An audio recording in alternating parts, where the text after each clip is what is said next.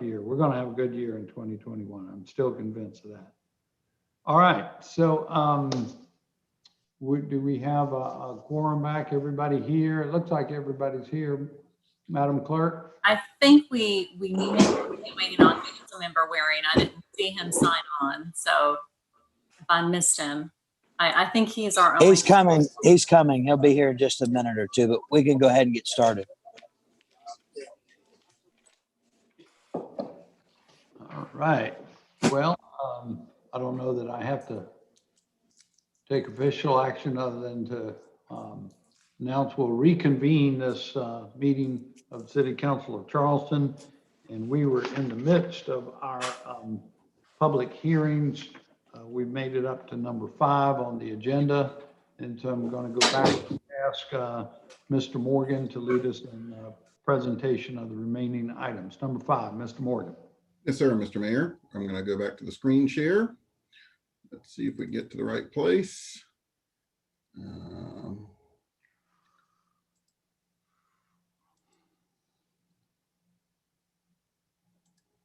All right, do you all see Ordinance Amendment E5 fill in the screen? Okay, great. That's where we need. Okay, so this is the amendment to provide that cluster developments will no longer be permitted for new developments. It's up before you all for second reading. It went to the Planning Commission in November, and then they deferred it with some questions, and it came back in December. I'm going to kind of go through the Planning Commission discussion on this, the questions that they asked, and the answers we had for them as background material on this for you all. So this is the text that you all endorsed it with a first read on October 13th of last year. It was a sunset for the cluster development ordinance, which is an optional development pattern that can be undertaken in certain zoning districts in the city of Charleston. The information requested by Planning Commission before endorsing or giving their opinion on this ordinance amendment, they wanted to know what has and has not worked with the existing cluster developments. They wanted an overview of the proposed conservation ordinance intended to replace it, and what is the interplay between the accessory dwelling unit provisions in the existing cluster development and reference conversation development ordinance and the new ADU ordinance. They wanted to know the anticipated timeline for adopting the referenced conservation ordinance and the anticipated impact on developers during the period between the sunset of the cluster ordinance and the reference conservation ordinance. Just as a background, this slide I think is a really good explanation of what we're talking about here. On the left is what our zoning and most zoning in the United States typically requires of developments. If you all can see my cursor, I'm kind of circling over here on the left. And these are similar size lots, kind of cookie cutter shape, using up most of the land on a piece of developed acreage.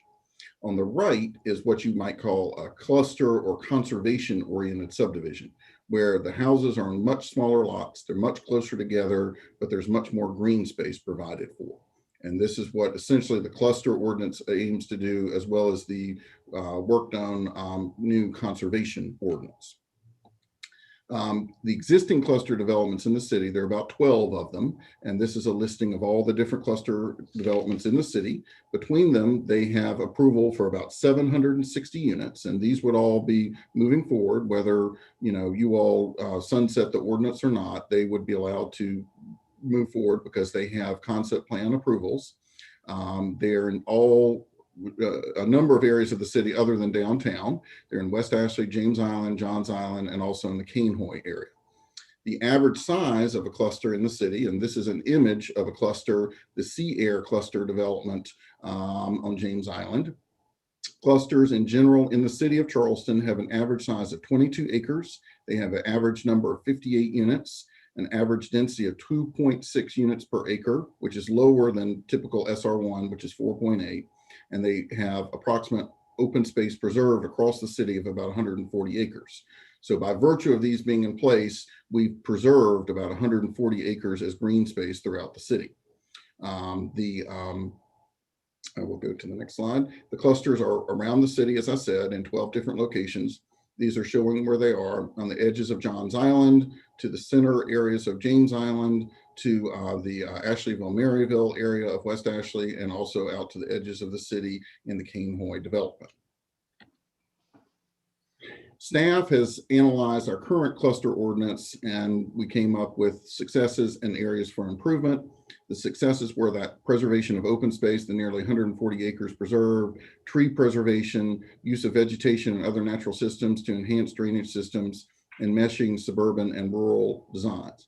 The areas that staff felt needed improvement were the extraneous impervious surface, in other words, getting as little impervious surface as possible in these developments, varying levels of low impact development practices and integrations of natural site features into the stormwater management plan.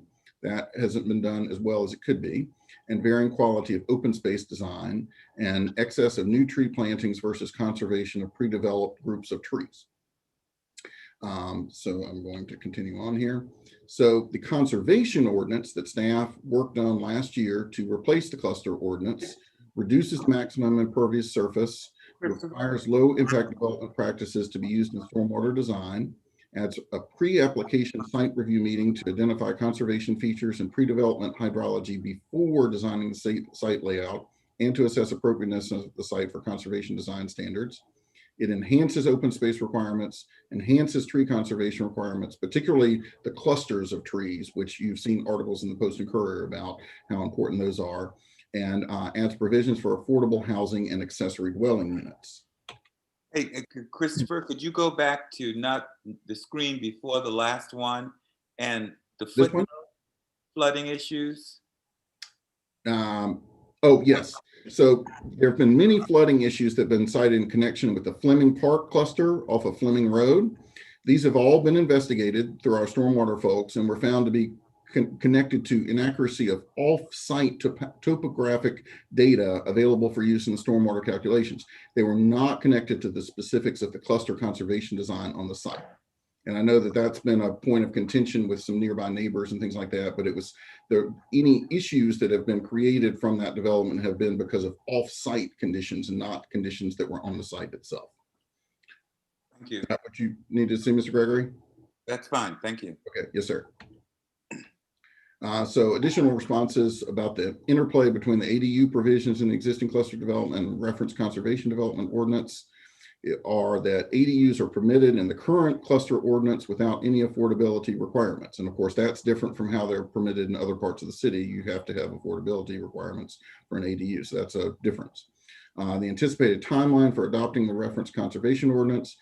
And we have anticipated it being adopted in 2021 following the adoption of the revised comprehensive plan, because the comprehensive plan has a whole lot of data about how our city is growing and the impacts on our city, such as from the water, sea level rise, from flooding, also the impacts on our city from our housing situation. And we wanted to have all that data in hand to bring forth the conservation ordinance with all that information behind it. And when will you have that? When will the comprehensive plan be completed? The comprehensive plan will be completed in March, April timeframe. We will have more public engagement in March, and it will be coming to you hopefully sometime in April. So that is timeframe on that at this point. So then the final item here is the anticipated impact on developers during the period between the sunset of the cluster development ordinance and the reference conservation ordinance. Developers wanting to start the approval process for a cluster development will be required to wait until the new ordinance is ratified, because at present there's not an ordinance in place that they could use. So that is where we are with these items, and I would be happy to go over any of these items in more detail and answer any questions that council may have. And staff and what the Planning Commission recommended the disapproval of this sunset of the cluster ordinance by 8-0 margin. They recommended disapproval. Yes, sir. They feel that the cluster ordinance should not be ended until the new conservation ordinance is in place. Understood. Madam Clerk, did anyone from the public sign up to be heard? We do. We have 4 citizens who would like to speak to this public hearing, and the time limit is 1.5 minutes. Is that correct, Mr. Mayor? Yes, ma'am. Our first citizen is Jason Crowley. And if you're on the line or on Zoom, if you'd like to speak. Thank you all. Good evening, Mr. Mayor and members of council. My name is Jason Crowley, Communities and Transportation Director for the Coastal Conservation League. And, the Conservation League has long advocated for land use policies that protect our watersheds by clustering new developments on highlands where the infrastructure already exists and avoiding impacts to wetlands and important natural habitats and other significant resources. When the league worked on this with the city many years ago, the intentions and principles were spot on, and there were several positive examples of cluster developments that have successfully been implemented. However, what looks right on paper does not always pan out well in the field, and from time to time, we do need to review how our land use policies are working and make necessary adjustments based on new information. And we believe that that new information is definitely coming out of this comprehensive plan update, particularly the influence of the Dutch Dialogues report that you all adopted last year, which will be incorporated into the new comprehensive plan. So we believe it is appropriate that planning staff, as they wrap up the comprehensive plan in the coming months, make a new cluster ordinance, a conservation ordinance that Mr. Morgan mentioned, the first priority to implement the new recommendations in the form of this revised ordinance. And we believe that sunsetting is appropriate, but we would like to have some sort of firm start date of beginning the drafting of this new ordinance by the spring as the comprehensive plan is wrapping up. So closing out this one, but with a clear date of when the new one will begin in order to get the full potential out of this. We just believe that highland acreage should be the only acreage included. Please wrap up, Mr. Crowley. Thank you all. And Christopher, if you could stop the screen sharing just for the citizen participation portion. There we go. Sorry about that. And then our next citizen is Eileen Doherty. If you're on the line, if you could press *6, or if you're joining by Zoom. I'm joining by phone, and thank you for the opportunity to speak in support of this agenda item. My name is Eileen Doherty. I live at 1650 Bryce Road, which is directly off Grimble Road Extension. We have a lot of undeveloped forested land out here. Like many of our neighbors, we could no longer afford to buy a house in this community in which we live. And zoning and building codes are not just a stroke of a pen, they have real impacts. We know this firsthand because when the Seaside Spyglass development was built adjacent to our property, our land began its metamorphosis into the sloppy mess of standing water we call our yard for literally 9 months out of the year, drought or no drought. Our concerns were met with sympathy and no action. Since then, the city has taken great strides to educate themselves in water and better understand what we must do to build a future with water. Taking positive steps right now, today, based on what we've learned from the Dutch Dialogues, Rethink Valley Road, and watershed studies that protect our community and residents from flooding, not only preserves our quality of life, but is the smart economic move. Think about heart disease, diabetes, childhood vaccinations. Why do we focus on prevention? Because every dollar spent on prevention saves $10 in countless lives. My point is there's literally no better time to start than now. As you've heard, we have a better conservation cluster option in the pipeline. We have knowledge and understanding of how climate change and development is contributing to flooding in our community, and we have zero time to squander. So please vote to remove the permitting for cluster developments at this time. Thank you. Thank you. Next is Leah Farrell. Leah Farrell, if you're on the line, if you could press *6. Yes, hello. My name is Leah Farrell.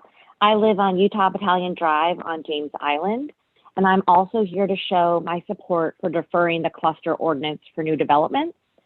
Like with a lot of the city ordinance that we'll be reviewing tonight, when applied citywide, it gets tricky. It may work really well in one part of the city, and I just want to talk about my little corner of the world, the part of James Island where I live, where there's still some pockets of developable land. I'm definitely not anti-development, but I think, we've come so far. We're always here talking about what good development looks like. And I think we just want to make sure that we're not exacerbating already saturated flood-prone areas. My neighbors, my good friends, you know, they live on properties right near lands that are at risk of what we would call poor development under this current cluster ordinance here. If we allow these pockets to be paved over, we're knowingly putting my community at risk. Our corner here on the southern James Island is already in such a fragile state. I mean, it's pouring rain right now. I'm just hoping it's not high tide. All of our land gets saturated. And we all know that's, you know, we hear this over and over. That's just what it is to live in the low country, of course, you know. We see the overflowing ditches, ponds cropping up in people's front yards. But, you know, this community here, this is a real neighborhood. Some of these properties have been here for multiple generations, certainly along Donny Lane and along Military. Like what, you know, the two people before me said, we're really excited to know that the city is currently working on making improvements to the development policies, particularly around the conservation ordinance. So I just want to urge council, hold true to your original recommendation and don't allow cluster subdivisions at this time until better policies are in place. Thank you so much. Thank you, ma'am. Next, we have Joshua Robinson. Good evening. My name is Joshua Robinson. I'm a city resident and the principal of Robinson Design Engineers here in Charleston. I am directly familiar with the cluster development ordinance as we have designed 2 residential cluster development neighborhoods within the city. One of them, in fact, was the Sea Air neighborhood that Christopher shared a few minutes ago. And my firm's also part of the design team for the comprehensive plan update.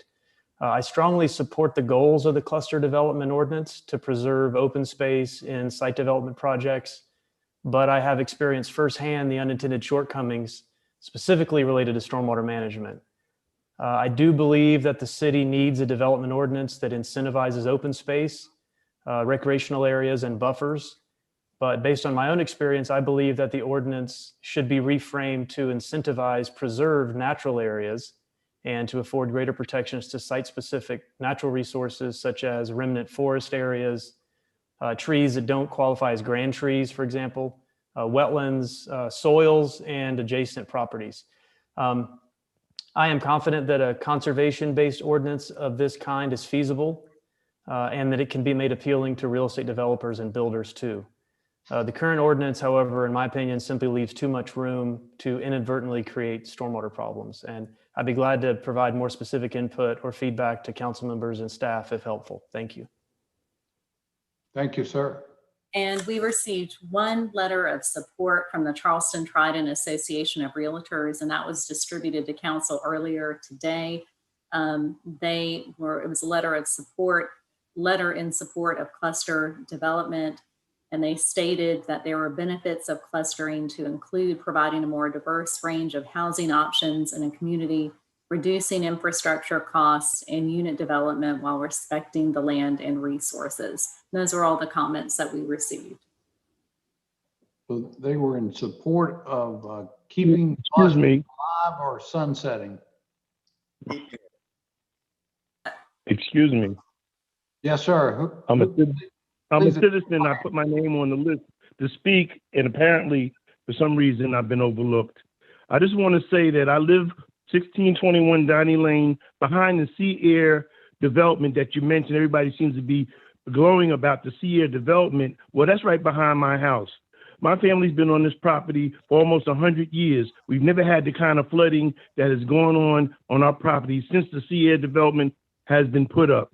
We're asking that you have some consideration for us that we may not have all the technical expertise to explain to you exactly what's happening, but we know you put up these developments and our areas get flooded.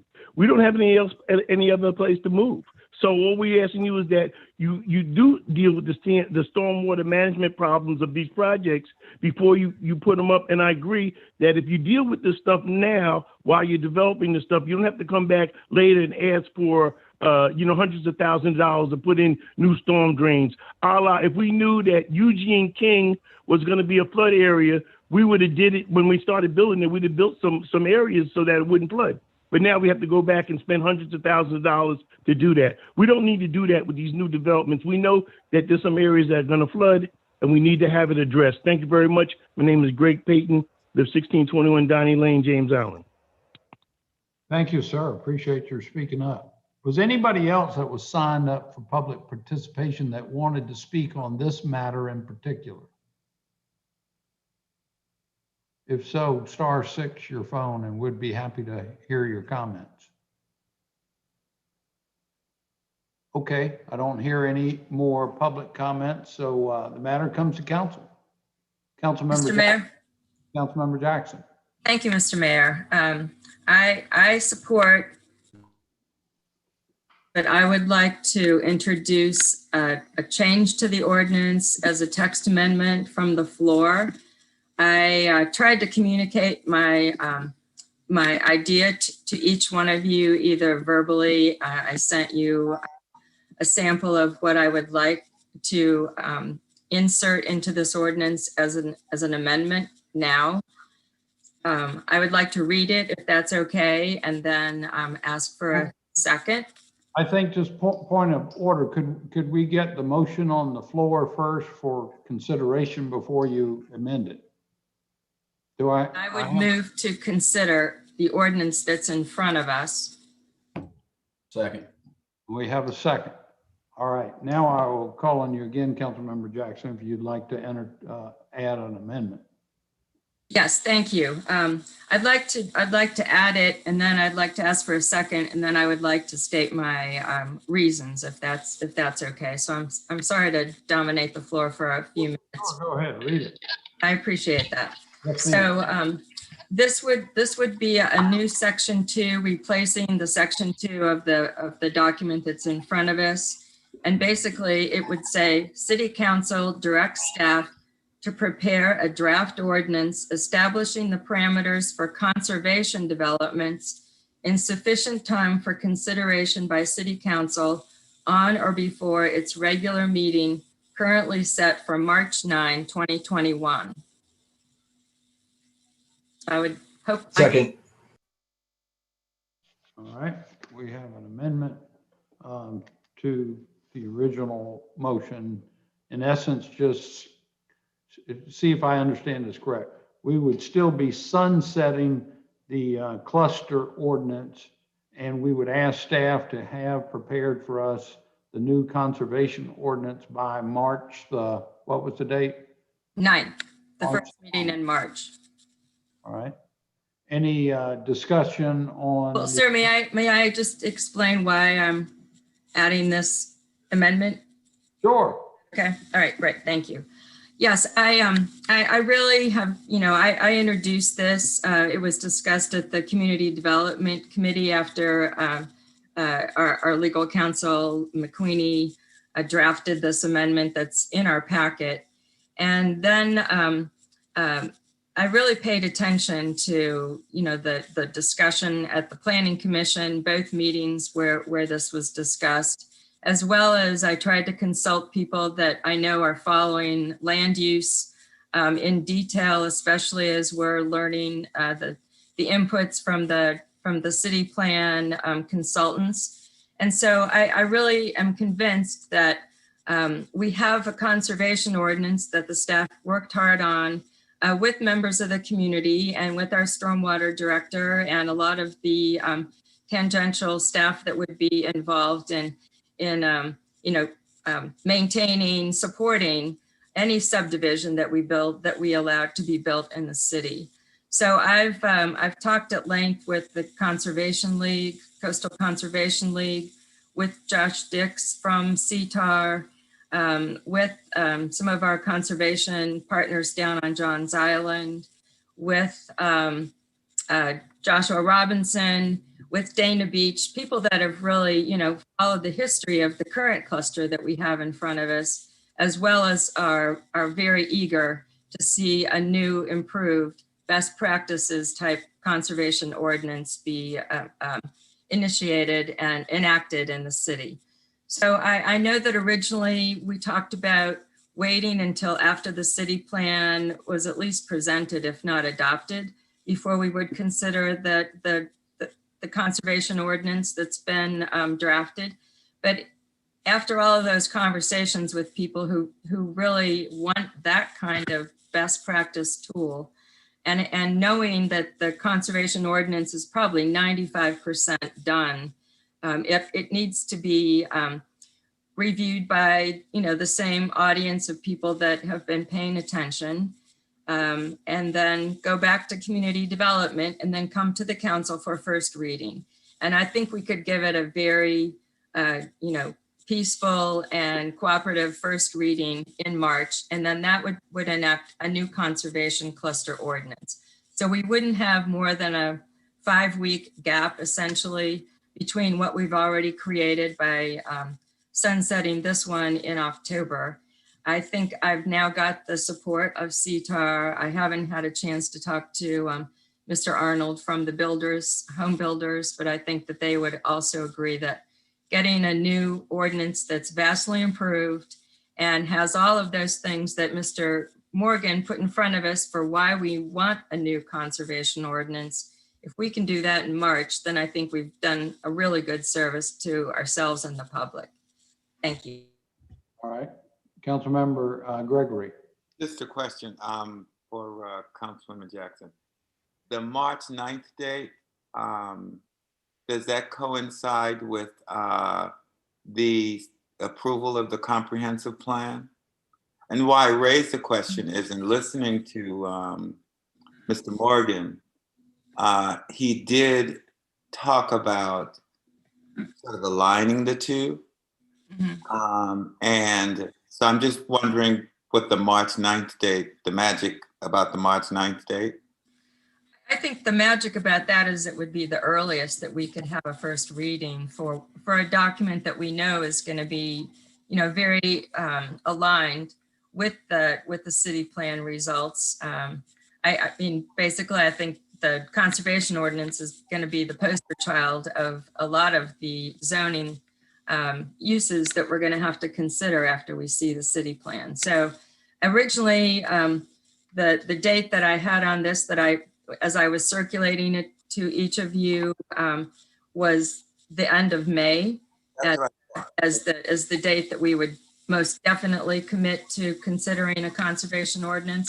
But again, after talking to the most involved members of our industry, our development industry, and the Conservation League itself, it seemed like the earlier we could put this forward, the better.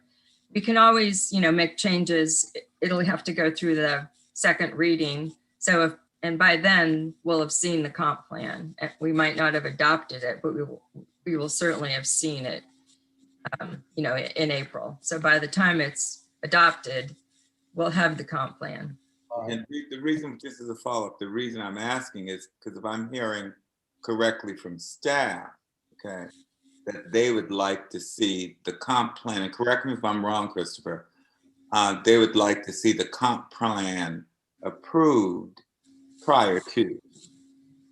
Did I hear you correctly, Christopher?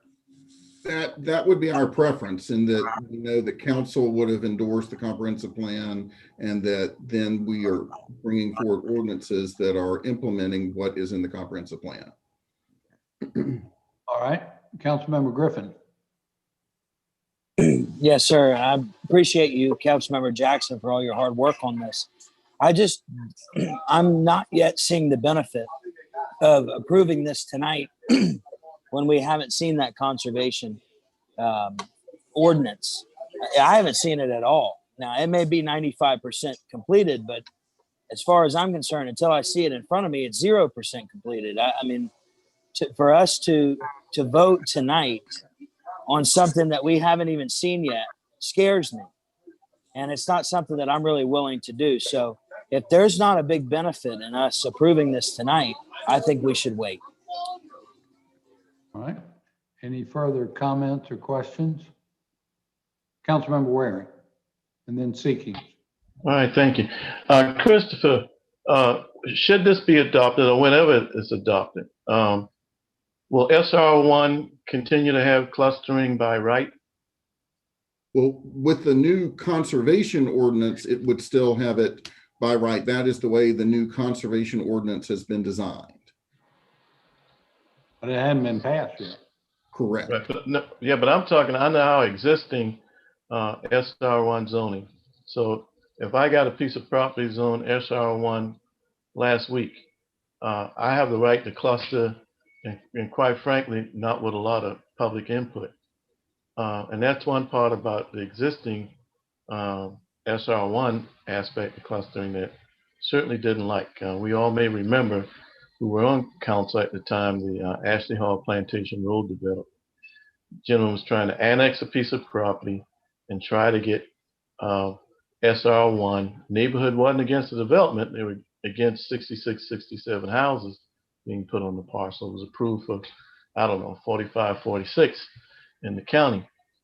When the applicant found out that he couldn't get SR1 in the city, and obviously he remained in the city, in the county, which was fine because he did the 40 some odd houses. And I ride my bike through there in the morning. It's a very, going to be a very nice development. That's what I'm asking about, Chris. Can a person from an annexation standpoint bring a parcel into the city and get the SR1 that was, pretty lucrative and with very little public input? I like clustering, but I think it should have public input. So what's the situation going to be compared to what we have now compared to the new ordinance? Okay, so the ordinance. The way I understand it right now, you can't cluster because the sunset is already in effect because we gave it first reading. Isn't that correct? Yes, sir. Yes, There's sir. no clustering right now. Correct. Okay. All right. So that took care of that. All right. Yes, sir. And how do we include what Mr. Robinson said from obviously having experience developing some of this stuff? I think we ought to maybe take into account what he said during public comment from a drainage perspective with this new ordinance moving forward. So how do we, I guess, move this forward and incorporate at least some of what he said, at least get our drainage people to get in communication with him, because obviously drainage is a big aspect to this ordinance. I'm sure he'd be happy to comment on our proposed conservation ordinance when we put it out there, which if we approve this tonight would be no later than March the 9th. Okay. And my last question, Mr. Morgan, is I just want to make clarification. Our planning commission, that 8-0 vote was to do what now? To deny what? They recommended that the sunset not be placed on the cluster ordinance. And I think, I don't want to speak for them exactly, but I think it was because they felt like there should be something to replace it before it went away. And, so I think they were in favor of seeing a conservation ordinance adopted simultaneously with a cluster ordinance being sunsetted. And I kind of think that's what Councilman Griffin was getting to. I mean, if we got something 90% completed, I mean, really all 12 of us should be looking at that and not singularly or a couple at a time. So where is that 90% draft? Well, we have it in our office. We have reviewed it with a number of folks. It had extensive involvement from our stormwater folks to be drafted. And we think it deals with a lot of the things that Mr. Robinson was talking about. In fact, I want to say he was in one of the drafting sessions on it, or review sessions. The Realtors have also taken a look at it as well. But we were holding on it because we thought that we needed to have the recommendations of the comprehensive plan ready and done and adopted before we brought forth such an ordinance. So, but why would we vote on something we haven't seen? We're not voting on it. We're just voting to sunset the cluster and ask staff to bring us the conservation by March the 9th. That's what we're voting on. Okay, but thank you for that clarification, Mr. Mayor. Yes, sir. Councilmember Seekings, and then I'll come back to you, Councilmember Jackson. Thank you, Mr. Mayor and Councilmember Waring. I actually was there and did participate in the Planning Commission debate about all this. And Mr. Morgan, I know you were there too.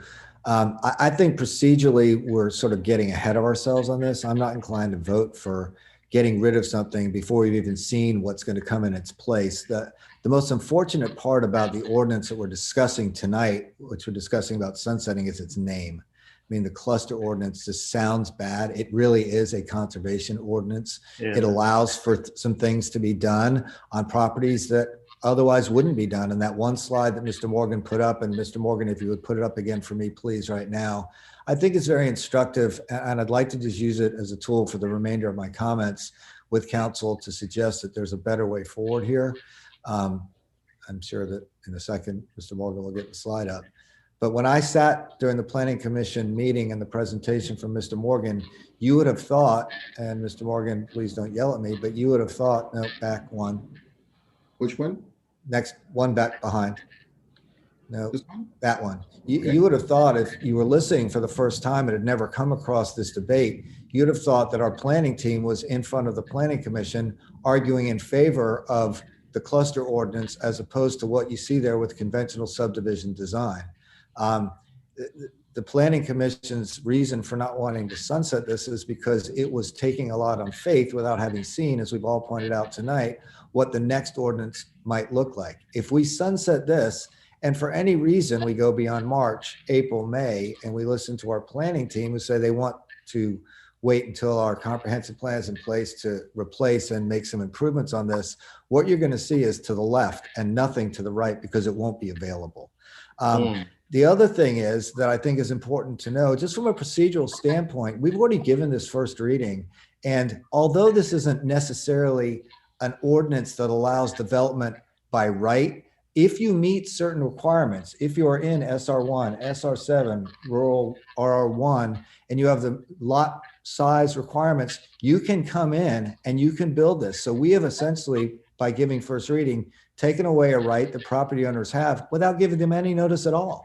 It came through the, this ordinance came through community development where there was no public comment, got to the planning commission. We just voted on it out of a committee report.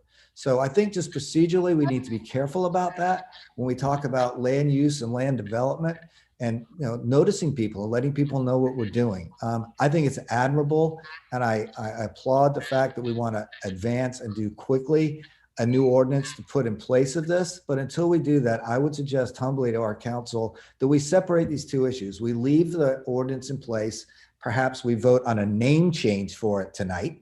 And let's hear from Mr. Morgan and his team, get it in place, get it through the planning commission, do it in conjunction with the comprehensive plan and move forward. I just think we're mixing and matching two things here that procedurally we might have made a mistake or two on.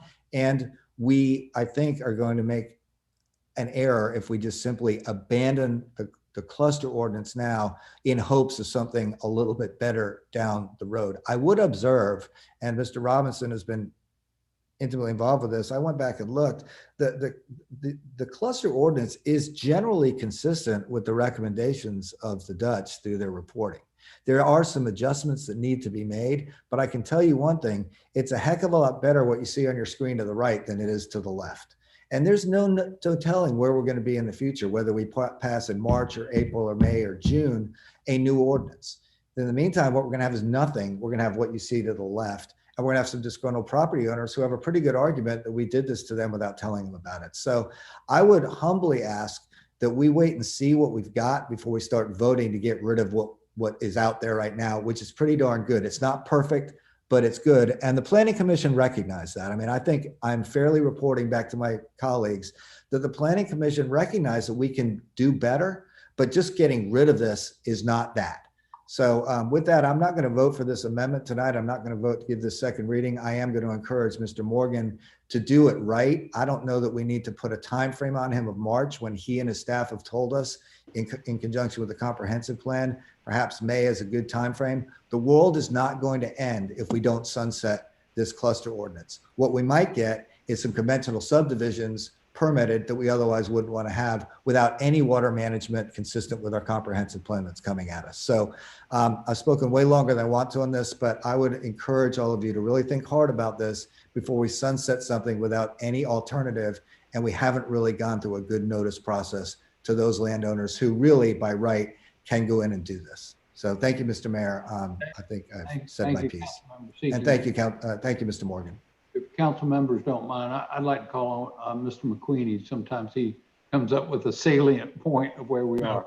Christopher, you could pull up that picture again. I just want to make sure council member Sees would do it, but I don't want anybody to be misled. So the one with the conventional subdivision design, that's not, I mean, all that's not paved, is it, Christopher? I mean, no, it's not. There's going to be minimum lot area. I mean, not minimum lot area, lot coverage, or maximum lot coverage requirements. So, I mean, Correct. You're really more moving the open space from within the lots to a community open space.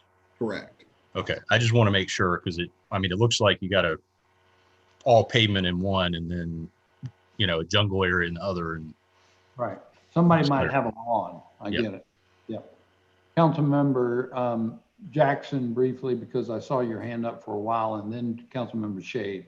And I think Councilmember Saccharin, I thought I saw his arm go up, but I'm not sure. Sorry, I missed him. Happy to wait until my colleagues speak the first time. Councilmember Shade and then Saccharin. Well, I just want to make sure that I'm all very clear about this procedurally.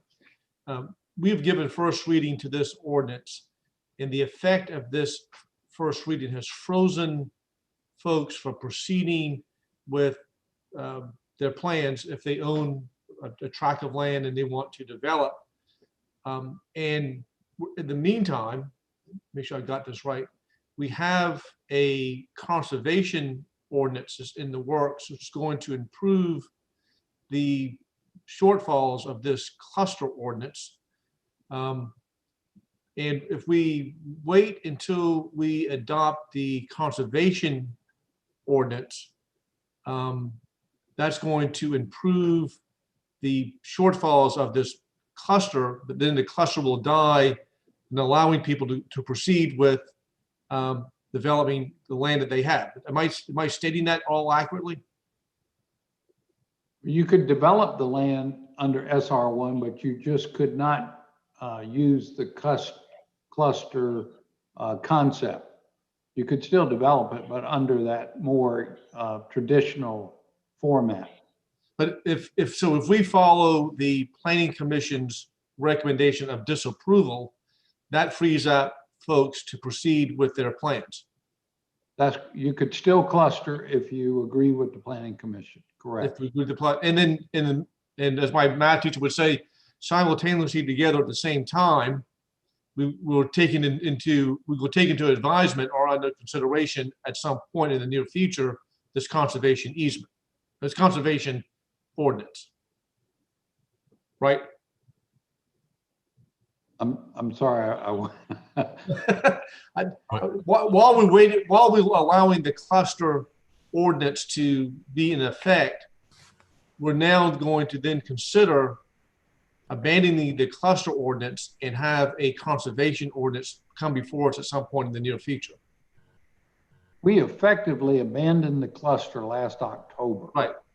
And that's where we are right now, unless you vote against the ordinance as the Planning Commission did, and basically reinstate the ability to use the cluster concept.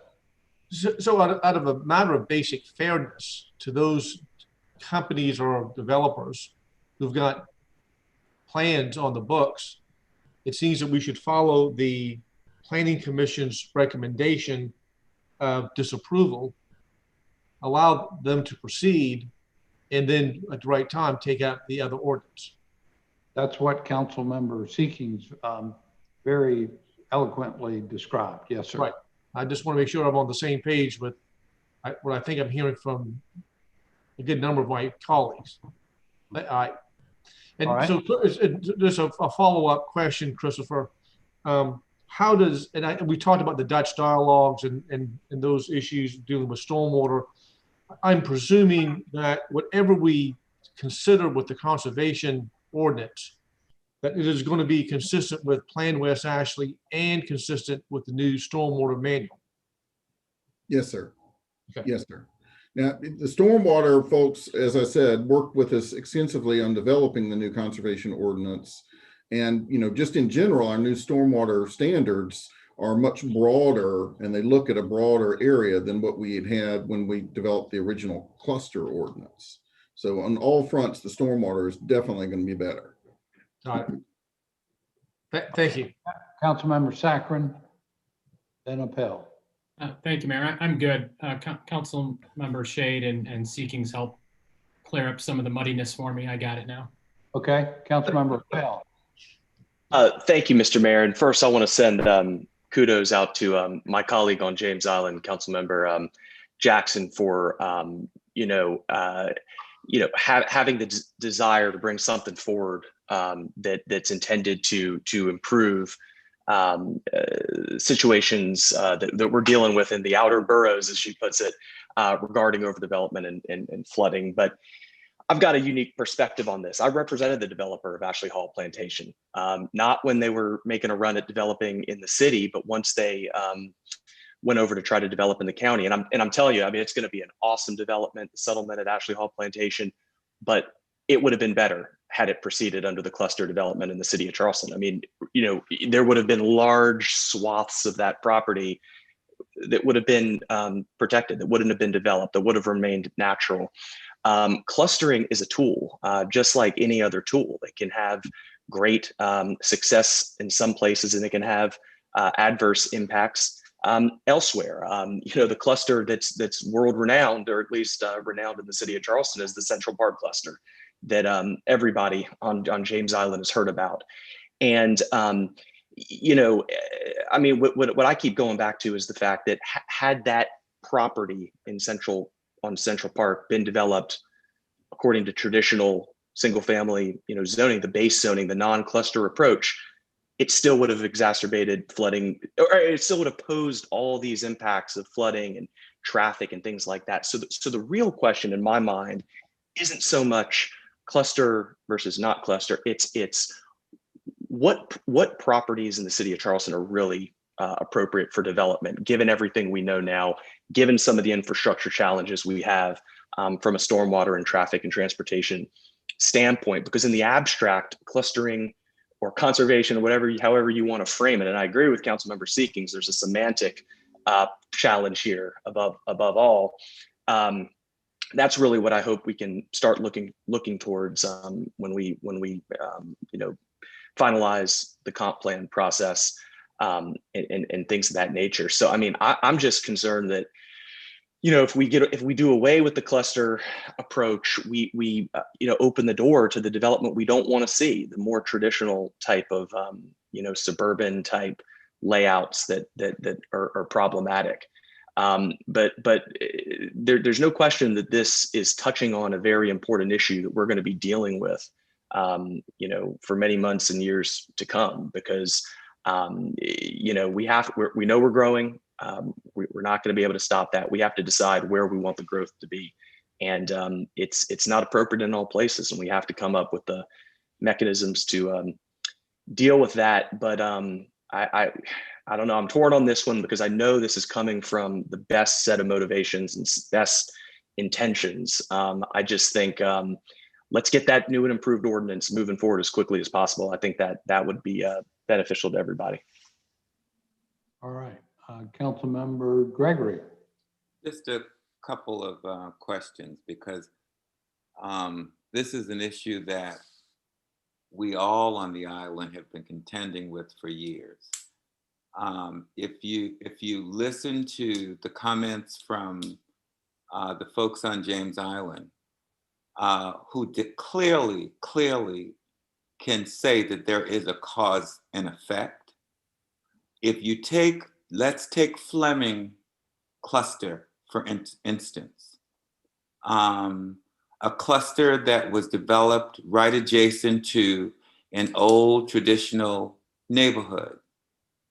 Before the cluster was even developed, the neighbors were up in arms, letting folks know that it's going to result in increased flooding and water to their neighborhood. What happened? Exactly what they predicted. However, what is different is the new stormwater manual. Because if I'm not mistaken, even though the Central Park cluster was underway, when the stormwater manual came into effect, it gave our stormwater department more authority to require more, regardless of when it was approved. And correct me if I'm wrong, because I think that those stormwater manual provisions, many of them did apply to the Central Park cluster. We took It didn't? Well, we sure took Central Park Cluster through an unbelievable gyration to improve the drainage on that site, including expanding the retention tanks. A number of things that we did that initially was not a part of the whole TRC process. Where did that come from? A lot of that came from the new stormwater manual provisions. Okay, be it applicable or not, they applied some of them, okay, to that development. What I'm trying to say is, okay, if someone comes in now, if we change things back and remove the sunset, the new stormwater manual provisions would be applicable. Am I correct? To a cluster, another cluster? Okay. So do we know yet, okay, whether or not the new stormwater manual provisions will make a significant change in cluster development? I'm not at conservation yet, because I agree with Councilman Seeking. It's, call it what you want, okay? It's still the same, okay? With much stronger provisions, okay? Much stronger requirements in terms of minimum acreage in order to qualify. I mean, there are a number of differences, but it's still a cluster. So where I'm torn is, are we to judge the existing cluster ordinance with the old lenses? Or do we look at it in terms of the new lens, and that lens being the applicability of new, stronger stormwater provisions? So that's where I'm torn. Because Carol and I, okay, are the ones that get the big problems with our constituents on the island with respect to cluster. So I'm going to have to be able, if we do something tonight, okay, and support the Planning Commission, then it's going to be up to Ross, Carol, and I to convince the folks on James Island that it's going to be different. And I'm not sure quite how we do that, even though we know that the applicability of the new stormwater provisions will make it different. So where I'm torn is, how do I convince my constituents on the island that if, for lack of a better way of saying it, de-sunset, unsunset this cluster ordinance, that is in their best interest? I'm just not sure yet how to convince them of that, given their experience on James Island. And it is, and I'm not saying that James Island is the only place with water issues, but James Island is one of the places where clusters are in fact eligible.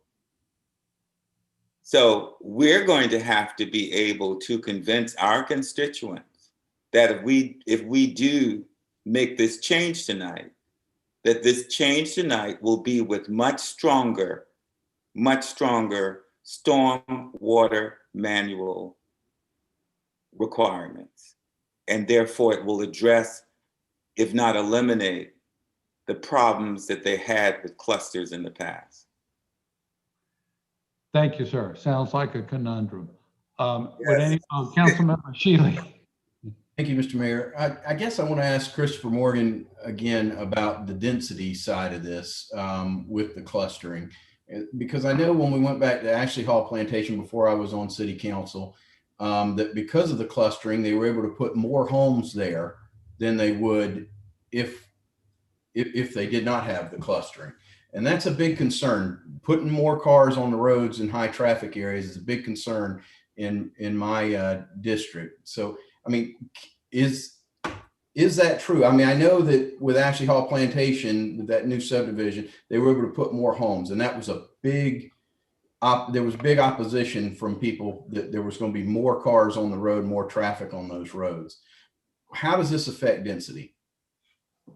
Well, it's essentially the current cluster ordinance is essentially the same density. You just concentrate it on smaller areas of the property. And that's how, as Mr. Appel said, the Ashley Hall Plantation plan, when it was going to come in the city, had a lot more green space. It had, I think they ended up with like 6 or 8 more units by virtue of staying in the county, something like that, but they lost that green space. So as a planner, I lament greatly the loss of that green space, but I understand you all have constituents who have concerns about the density. But, you know, the green space loss was pretty dramatic in Ashley Hall Plantation. Yeah, I understand, but I mean, it was like 67 homes, I thought, that they would be able to build. Yes, sir. It was 8 or 9, somewhere 6, 8 or 9, something like that more. It was less than 10 more units by virtue of the cluster versus the one they built in the county. It was not very many. But if it had come into the city, the density opportunity was the same, correct? They were coming in as SR1 at 4.8 units an acre, and the net number of units there, I think, ended up being 6 or 8, something like that, greater with the city plan than the one that they got approved in the county. But there was not the significant green space. But Mr. Morgan, if they came into the city, they couldn't build any more units under cluster than under regular SR1. Isn't that correct? Correct. That is correct. Yes, sir.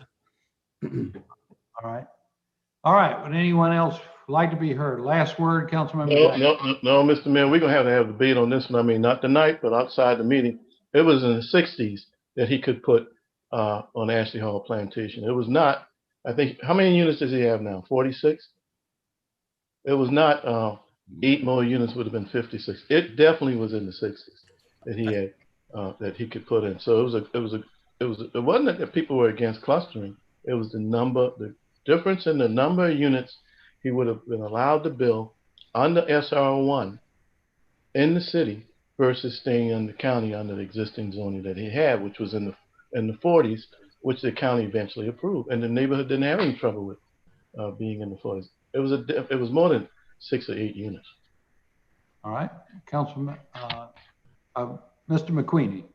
I think the only difference in density, accessory dwelling units in cluster developments don't count. So you have our lowest density residential areas can be clustered. So conservation, which is 1.5 acre minimum lot size, SR1, which is 4.8 units, dwelling units per acre, SR7 or RR1, I think, is 3.5 dwelling units per acre, and SR7 is 1 dwelling unit per acre. So all of those, if you have a lot base zoned any of those, you can, and it's at least 5 acres, you can take advantage of the cluster development now as part of your site plan process.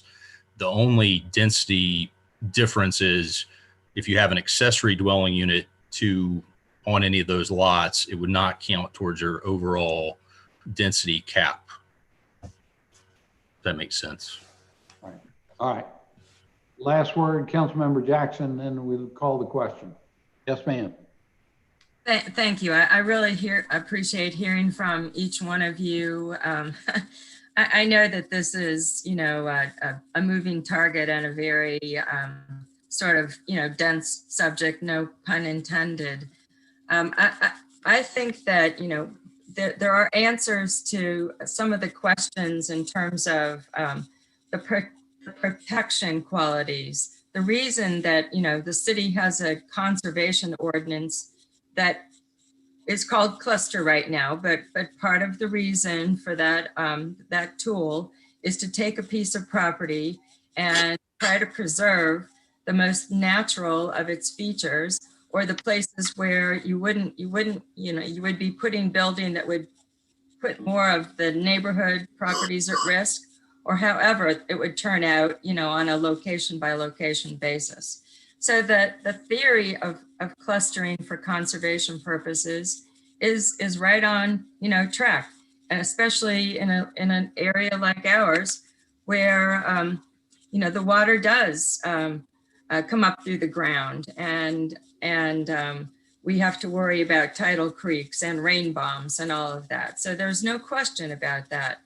I think what is happening now, the phenomena that is happening in terms of the type of developments that we're seeing approach our permission, process to be clusters under the current ordinance are locations that probably wouldn't have been the first choice of developers when they were first looking at annexing land and doing subdivisions and even doing cluster development, 10 years ago. We all know that, land has become scarce, and the only reason it's not being built on is because it's got problems. So clusters are now the opportunity for land that has problems that if you had a by right subdivision or a regular subdivision, as you're calling it, even if they had density that is 4 units an acre, because of the problems that a piece of property would have, they wouldn't get, 4 units for every acre. So let's say we have a 10-acre piece of property. It's got a lot of problems with topography and land and draining and not having clear outfall access and potentially damaging its neighbors, which we don't allow under our stormwater regulations. So maybe they would have 40 units in theory on paper, but at the end of the day, once they laid it out and tried to get stormwater permitting and put the roads in and put the setbacks in, it could be a lot less. And I think that's where clustering is now becoming a tool of convenience, and we don't have the protections and we don't have the goals built in to the current cluster. We will have them in the conservation cluster. And I thought that document had already come to community development last year. So maybe I'm misremembering that because I've been following it, for a long time, as have all of my colleagues out here on James and Johns Island. But the answer to Councilmember Griffin's question is, if we would agree to sunset the current ordinance that I consider scary and risky for the properties that are eligible, it's a 5-acre minimum. That's too small to put this kind of development in successfully without potentially causing the problems that you heard from some of the residents of Lower James Island this evening. And we would have a month. We would have a month to circulate the ordinance that is currently, I would say 90–95% done. It has been vetted by a lot of people. I thought it went to the CD committee, but if it didn't, it will be there in February. And then it would come to the council for first reading, and we could give it first reading and it would be enacted. And then we can, take advantage of the comp plan input and make it, the absolute best it can be at second and third reading. So I've seen a lot of ordinances go through that exact, as we call it, making the sausage process in the short time that I've been watching City Council work on land use issues.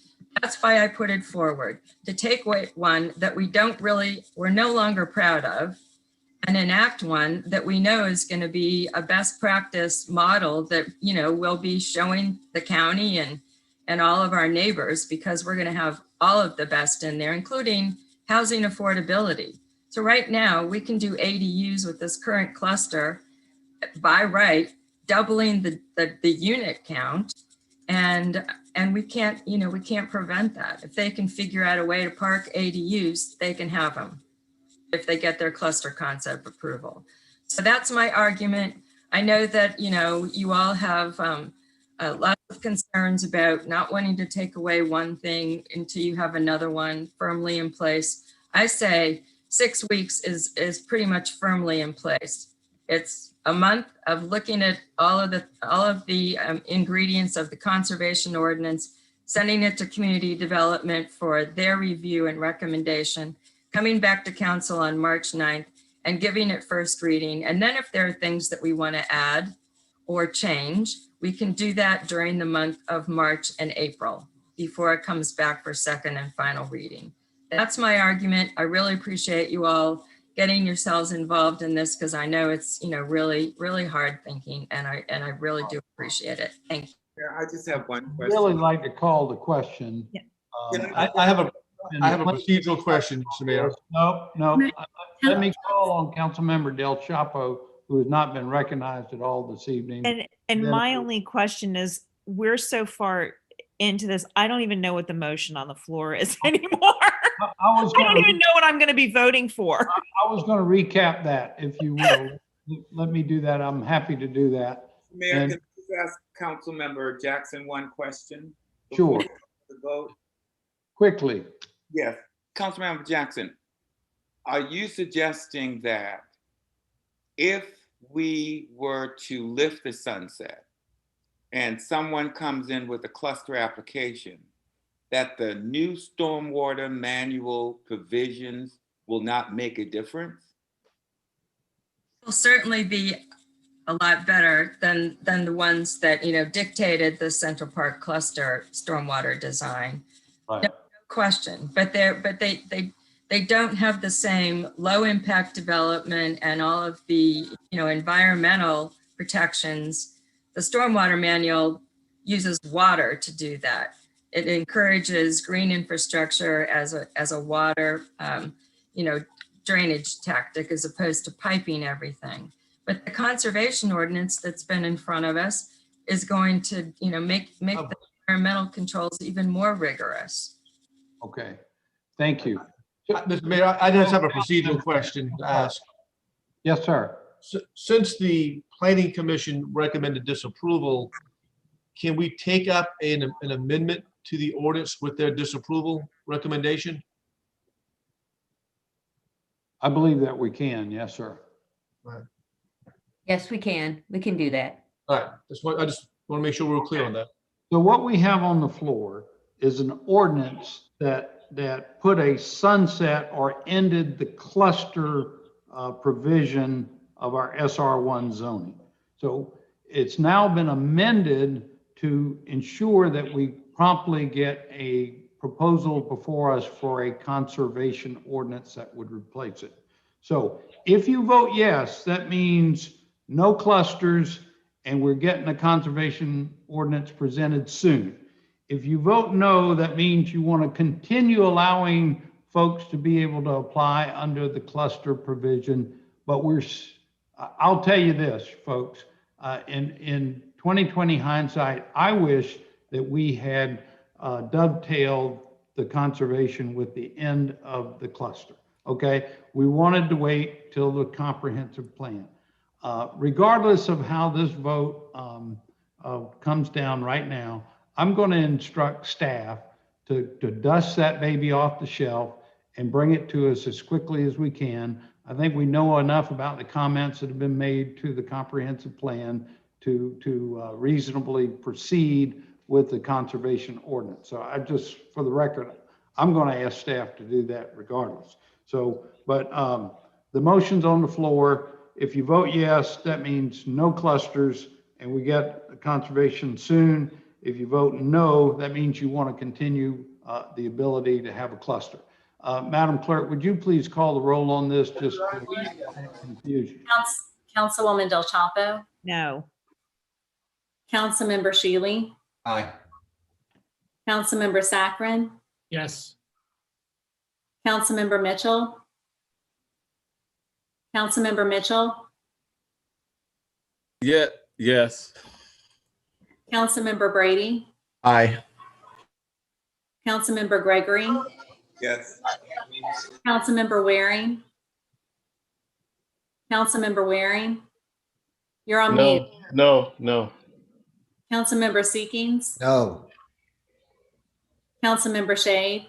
No. Councilmember Griffin? No. Councilmember Appel? You're muted. Councilmember Appel? Councilmember Appel? Sorry, no. Councilwoman Jackson? Councilwoman Jackson? You're on mute. Yes. Mayor Tecklenburg? Yes. Motion passes Was it 7-6? 7-6. Thank you.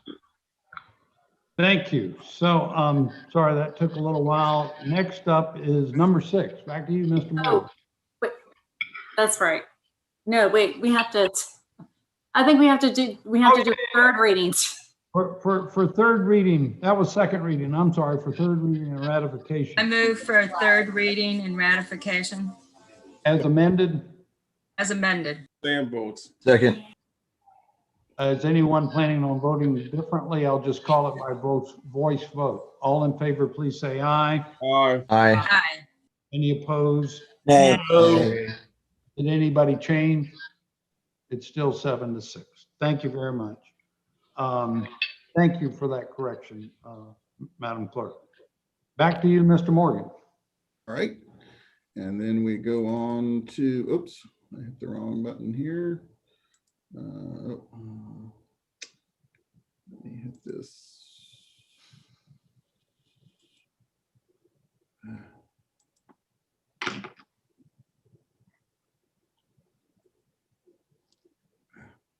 I get to the, I'm gonna have to stop this and try it again. Let's see, I got this thing out of here in the wrong seat. Here we go. There we go. Okay. Oops. Okay. 2891 Doncaster Drive. There we go. All right. 2891 Doncaster, as the mayor said, it's a third of an acre lot. It's a recent annexation in West Ashley. It was R4 in Charleston County and would come in the city as SR1. Planning Commission and staff recommended approval with SR1. And no one has asked to speak on this item. All right, it comes to council. Move for approval. Second. Any discussion? All in favor, please say aye. Aye. Aye. Aye. Any opposed? The ayes have it. Number 7. Okay. 333 Fleming Road. This is 6 or 8, I'm sorry, it's 8 units in a existing development that were never annexed into the city. To bring them into the city, you would need to have zoning that is comparable to the rest of the development, which is the DR1F. Again, they're existing units and would be brought in from Charleston County with DR1F. Both staff and Planning Commission recommend approval. And no one has asked to speak on this item. Move for approval. Second. Any discussion? All in favor, please say aye. Aye. Any opposed? The ayes have it. So next is our approval of city council minutes. Did we still have December 15th and January 12th? Move for approval both. Second. December 15th and January 12th. All right, any corrections, deletions, changes? All in favor, please say aye. Aye. Any opposed? The ayes have it. Next is our citizens' participation period. Madam Clerk, if you don't mind conducting that for us. Yes, and we have 12 people signed up to speak. Would you like to set a time limit? Yeah, Let's keep the 90 seconds. That seems to be a that's not. good number for tonight. And we did have Mr. Payton down, but he was on our citizen participation list. But he spoke earlier during public hearings. Our first citizen is Leslie Armstrong. If Ms. Armstrong is on the line, if you could press *6. Leslie Armstrong. Hi, everyone. Can you hear me? Yes, ma'am. I'm calling about the resolution that City Council passed a couple of weeks ago. I'm just very disappointed that some council members refuse to concede that white supremacists are the problem. We have it from really good sources that that's the truth, and I don't know why we can't accept it. A federal judge has said so. That former FBI director has said so. The Department of Homeland Security says that that's true. And if you don't believe those sources, you can just remember what happened at the Capitol in Michigan or in Charlottesville, or how about January 6th at the U.S. Capitol? I'm sure everyone on council saw white men storming the Capitol, many carrying Confederate flags. I'm sure you saw all the photos of a giant noose erected near the Capitol. How much more evidence do we need to recognize what the actual problem is? So I have children and grandchildren. If one of them got sick, I don't want a doctor telling me, oh, they have a disease. I want a doctor telling me exactly what the disease is so we can fight it. And I think we need to have the city of Charleston recognize exactly what the disease is that is hurting our community and our state and our country, because otherwise, how can we fight it? Now is not the time to be vague. It's not the time to be timid. It's the time to stand up and be brave and do what's right. Thanks very much. Thank you, ma'am. Appreciate that. Next is Heather Bender. And Ms. Bender, if you're on the line, if you could press *6. Ms. Bender.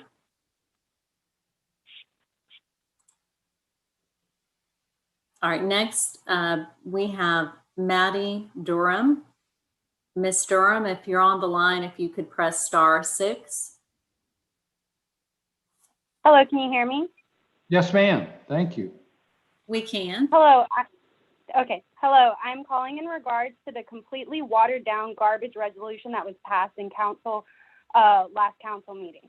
I find it completely disappointing that the city of Charleston still has not condemned white supremacists, neo-Nazis, white nationalists, but instead generalized it. The initial resolution draft that was posted all the way up to the time of the meeting had it right the first time. Hence its praises it got before the true resolution was released. I still don't understand why it's so hard to call out white supremacy groups that reside in Charleston. Seems to me that y'all are afraid to hurt their racist domestic terrorist feelings. If the President of the United States can call out these groups, surely Charleston can do the same. Also, we are still waiting for Charleston to speak on the events that happened on January 6th, an event that wasn't mentioned in the updated resolution. Instead, council decided to once again bring up what happened in the summer of 2020.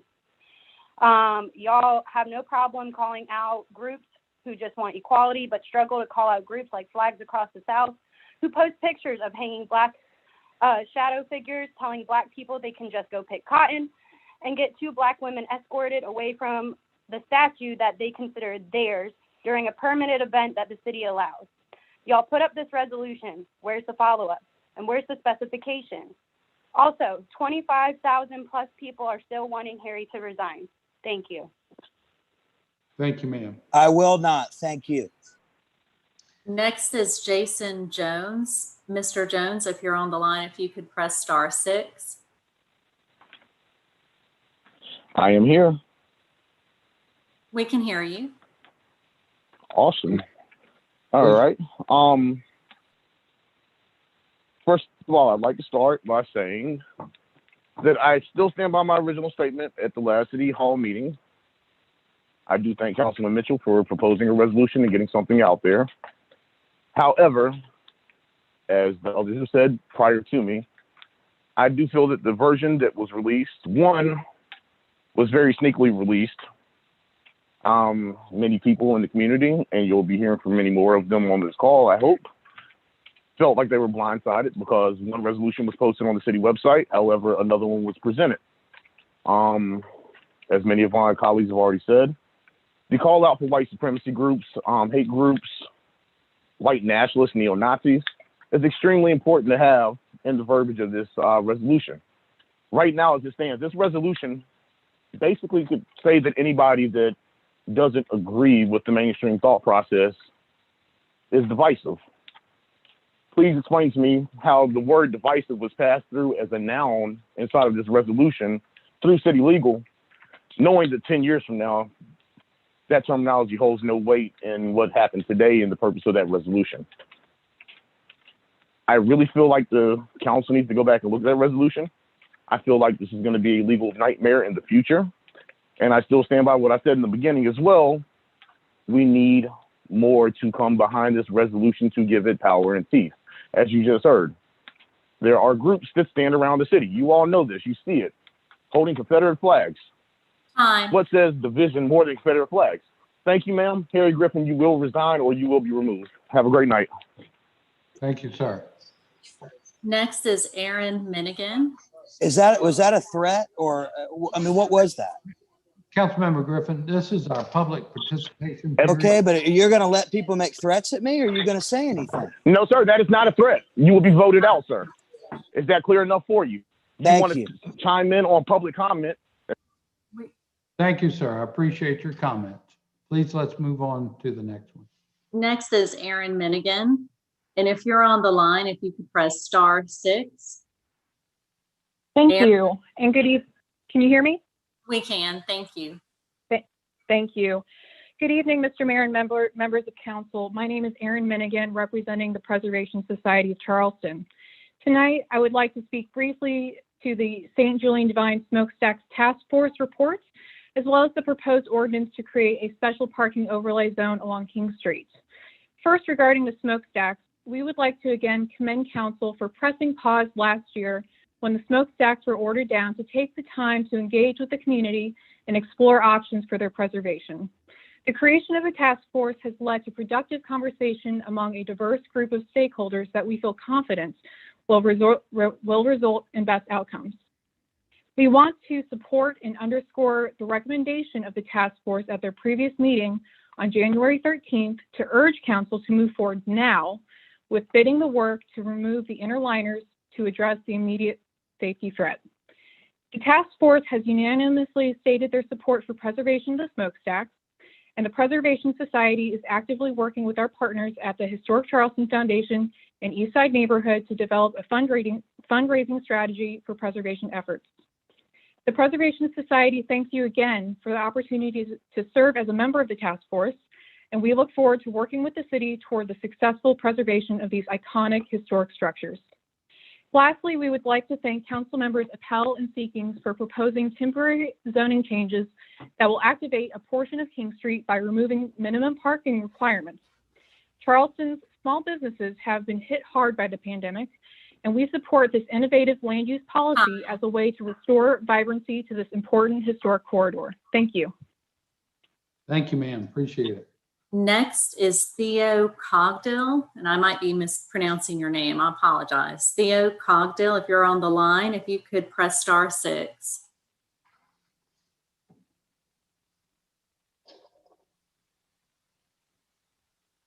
Next is Marcus McDonald. And Mr. McDonald, if you're on the line, if you could press *6. Marcus McDonald. Hello, City Council. My name is Marcus McDonald, and I'm speaking on behalf of Charleston Black Lives Matter. Good evening. Welcome. We just lost you, Mr. McDonald. We heard you and then we lost you.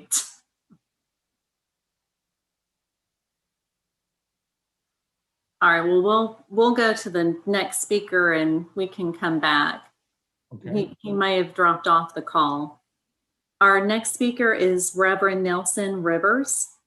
And Reverend Rivers, if you're on the line, if you could press *6. Reverend Rivers. Next is Katie King. And Miss King, if you're on the line, if you could press *6. Hello, my name is Katie King. I speak to you this evening once again, asking both Councilmember Griffin to resign and asking the rest of you, why is he still permitted to sit on City Council?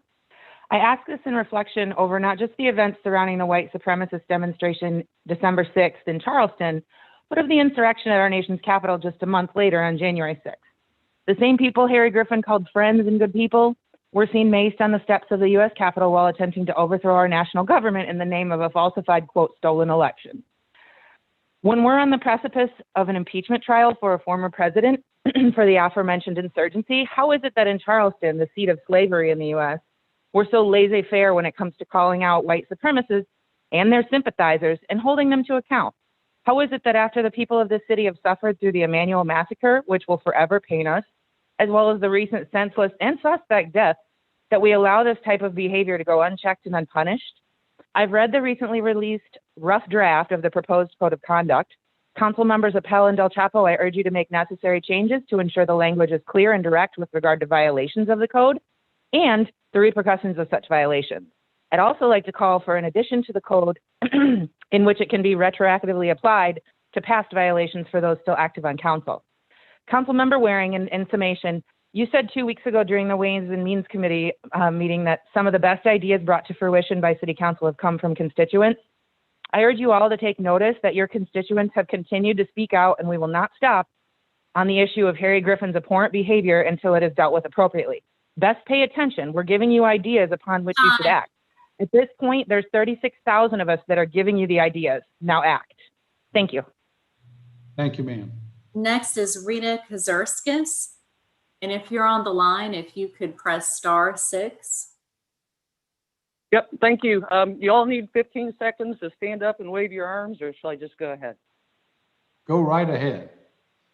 All right, well, good evening. I have 4 action items for you to consider that will save lives and save money.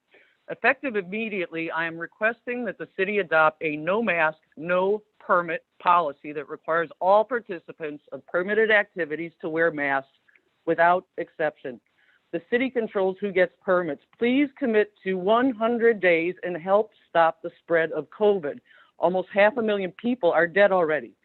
Watching the deadly attacks by mobs at the Capitol reminds me of an incident a few months ago here in Charleston at the Confederate Defenders Monument when a grown man hit a guy so hard that he broke a flagpole over the young man's back.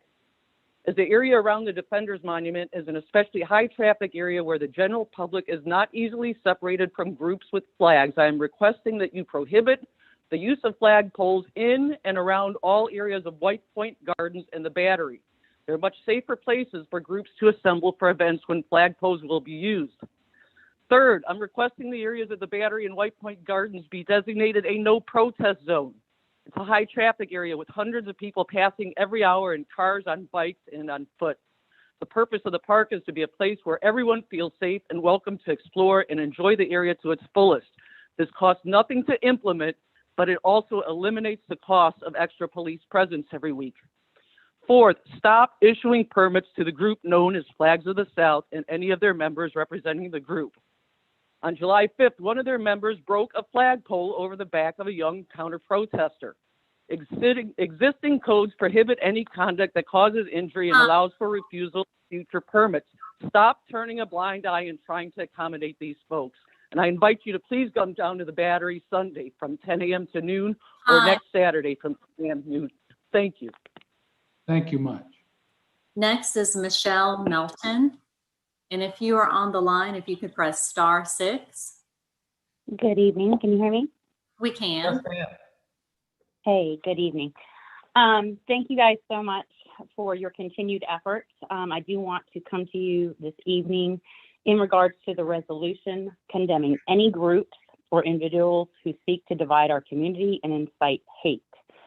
The removal of the words white nationalism, white supremacy, and neo-Nazism is very concerning in this resolution. Looking back on it in 20 years or 100 years, no one will know who or what, in fact, you were addressing. The time has come for us to stop beating around the bush and call things as they are. Local hate groups continue to be supported by not only the permitting process that has been spoken of this evening, but also by Harry Griffin, a local, obviously, city council member, You are asking for social justice for all, yet Harry Griffin continues to associate with people like Corey Whittington, who was, in fact, at the Capitol on the 6th of this month in an attempt to overthrow our government. Harry Griffin continues to publicly praise these people who invite the Proud Boys and other local hate groups to downtown Charleston to, quote unquote, take back our city. You continue as a city to permit the flags across the South that continue to divide our city. There is nothing more divisive than a Confederate flag. After not one, but 2 arrests for assaulting individuals over the last 7 months, permits continue to be issued. Charleston is in a unique position as the home of sweet tea and slavery to now rally around something of importance, equity, and equality for all. I beg you all to take that into consideration. Thank you. Thank you very much. Yes, ma'am. And Mayor, if I could go back and just call some of the names in case they can go on. Heather Bender. Miss Bender, if you're on the line, if you could press *6. I am. I'm on the line. Thank you. Great. I guess I had technical difficulties earlier. Sorry about that. I wanted to speak tonight again. You've heard this a few times tonight in regard to the resolution regarding white supremacy. Our country has been rocked. Our city specifically, a white supremacist killed 9 innocent lives in church. And we are asking that, this resolution not be watered down, if we're going to stand against racism, we have to stand up completely. We can't just do it halfway or part of the way. These are all of our people. We're all a family. We're all human beings, and we all deserve justice. We all deserve equality. And the fact that this is being watered down is still allowing these groups that incite violence and hate, again, looking at the group that tried to take over the Capitol on January 6th, we're basically saying that that's okay when we don't stand against them. We're even hearing our president, the 46th president of the United States is standing against white supremacy, and we have to follow suit and do the same. So I really appreciate the opportunity to speak tonight, and I hope that you'll hear what we have to say. Thank you so much. Thank you. Appreciate it. Theo Cogdell, if you're on the line. Theo, if you could press *6. Marcus McDonald, we had him on earlier. I think the call was dropped. Mr. McDonald, if you're on the line, if you could press *6. Hi, this is Theo. Hey, Theo. If Theo you'd like to go Cogdell? ahead. We can hear All you. right, thank you. I'm calling in regards to the resolution condemning any groups and individuals who seek to divide our community and incite hatred, recently passed by the City Council, that states, quote, City Council rejects and condemns all groups and individuals whose ideologies are based on hate, violence, divisiveness, and intolerance, end quote. I would like to ask, why did the City Council choose to use this wording instead of naming white supremacy as the real problem? The Council's choice to change the resolution to this vague wording demonstrates that people in this city continue not to accept that white supremacy exists or is a problem in the state of South Carolina. Thank you. Thank you, ma'am. Reverend Nelson Rivers. And Reverend Rivers, if you're on the line, if you could press *6.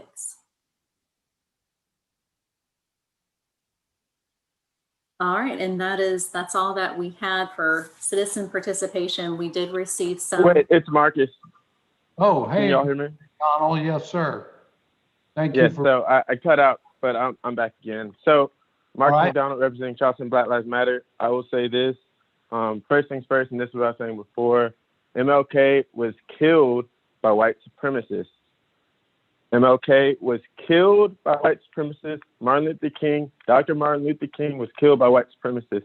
And I won't need to explain that point further because we all understand that and that doesn't need to be explained. However, let's bring it back to today. The night before my birthday, I got an urgent call around 9 p.m. There's Proud Boys speeding up and down with their flags up and down the east side. Mind you, this is 3 nights ago. 3 nights ago, I had this whole speech planned out about right around MLK Day. This happened 3 nights ago. And I was so afraid for my life that I had to drive to my friend's house because I don't feel safe if you have people with these insignias driving around, speeding around the east side, some place I do a lot of work at, and y'all won't even take the time to call them out and call them what they are, white supremacist groups. And there's one part of this resolution that I'm going to focus in on super hard because we were all really disgusted when we saw this. It says that and this is the general saying what it says in, I think, the 3rd paragraph, but it says that we've been going through a lot with the public health in our cities and struggling economically because of the social unrest and the pandemic this year.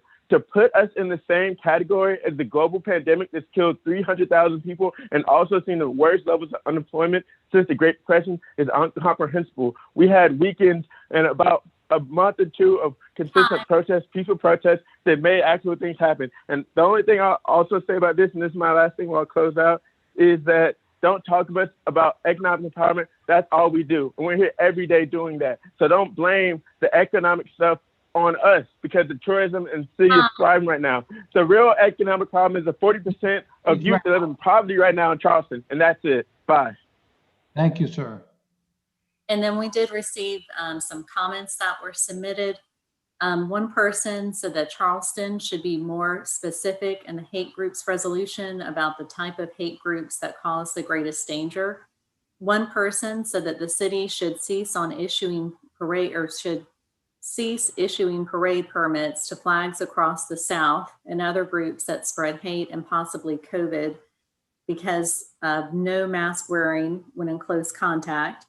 4 people said that the city should adopt a no mask, no permit policy, and that the Battery and White Point Gardens be designated as a no protest zone, and that no flagpoles be allowed at the Battery. One person said he was at the Battery and noticed rebel flags posted by protest groups, and many were not wearing masks, and the city should address it. One person said that the redrafting of the resolution and leaving the original on the city's website was misleading to citizens, and that the city should acknowledge white supremacy groups as a threat. And there had been no resolution in denouncing activity such as the attack on the Capitol, and the hate groups resolution as drafted was too vague. One person said that negative protests at the Battery and White Point Gardens set bad examples for tourists who frequent the area. And one person said that flagpoles should be banned from the area because Greenville, South Carolina had already created a policy related to that, and the ones displayed at the Battery were 30 feet tall and should be discouraged. And those are all the comments that we received. Great. Thank you, Jennifer, and thank you to everyone who participated tonight. Appreciate your comments. So next we have our participation, petitions and communications, and an update on our response to COVID-19. Tracy McKee will give us an update on the numbers, and perhaps Shannon Scaff is also going to share some comments about our vaccination efforts. Tracy? Yes, sir. Good evening, members of council. Tonight, just a brief update for you on our COVID response. So a little bit of good news. Since we were last together, we've actually seen a 23% decrease in the 7-day average of cases in the city of Charleston zip code. So that is good, and definitely hope that it continues to trend in that direction.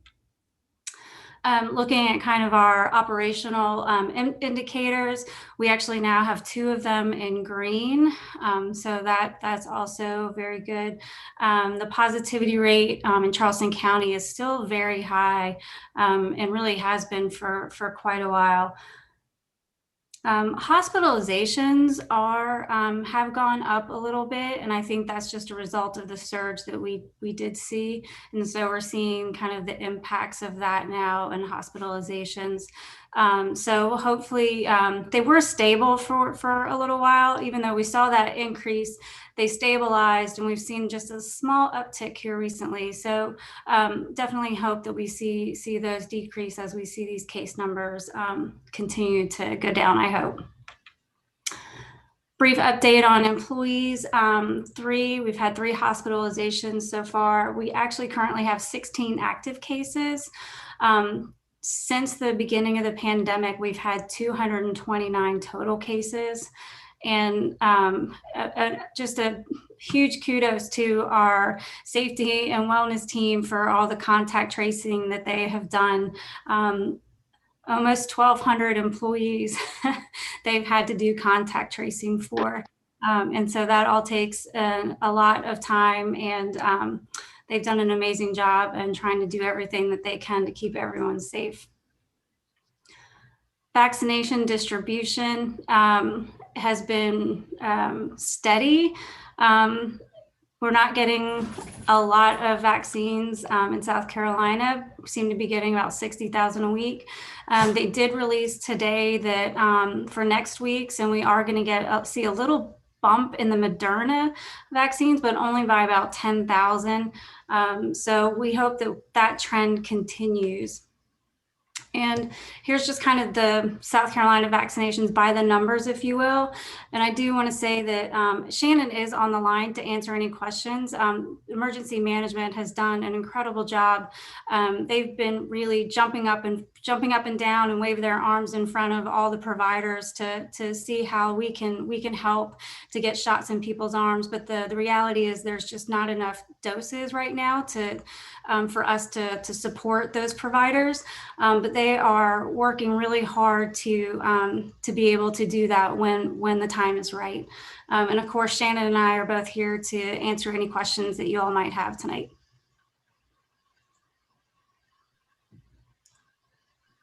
All right, any questions for Shannon or Tracy? Tracy, did Shannon have anything else to add to your remarks? Shannon, we good? Evening, Mr. Mayor. Yeah, I'm good. I have nothing to add. We're just, the incident management team is doing a great job, sir. We're working on identification of some vaccination sites over the next few months. Hopefully at next council meeting, I'll be able to give you some details on that. Great. Thank you for your work on that. Shannon and his team are really coordinating with our healthcare partners in order to help get the vaccine out as soon as it's available. Thank you for that. All right. So next is an emergency ordinance. Mr. Mayor? Yes, sir. Just had one question. Do we have any plans to provide vaccines 24/7? There is discussion, I believe, about that. Shannon? Yes, sir. We are in discussion. In fact, just over the last few days, we've met with MUSC and others about a 24/7 long-term 9 to 12 months sort of operation. And we're looking at a couple of different locations for that. One would be the old DMV location at Lockwood. So we're looking at that and a few others.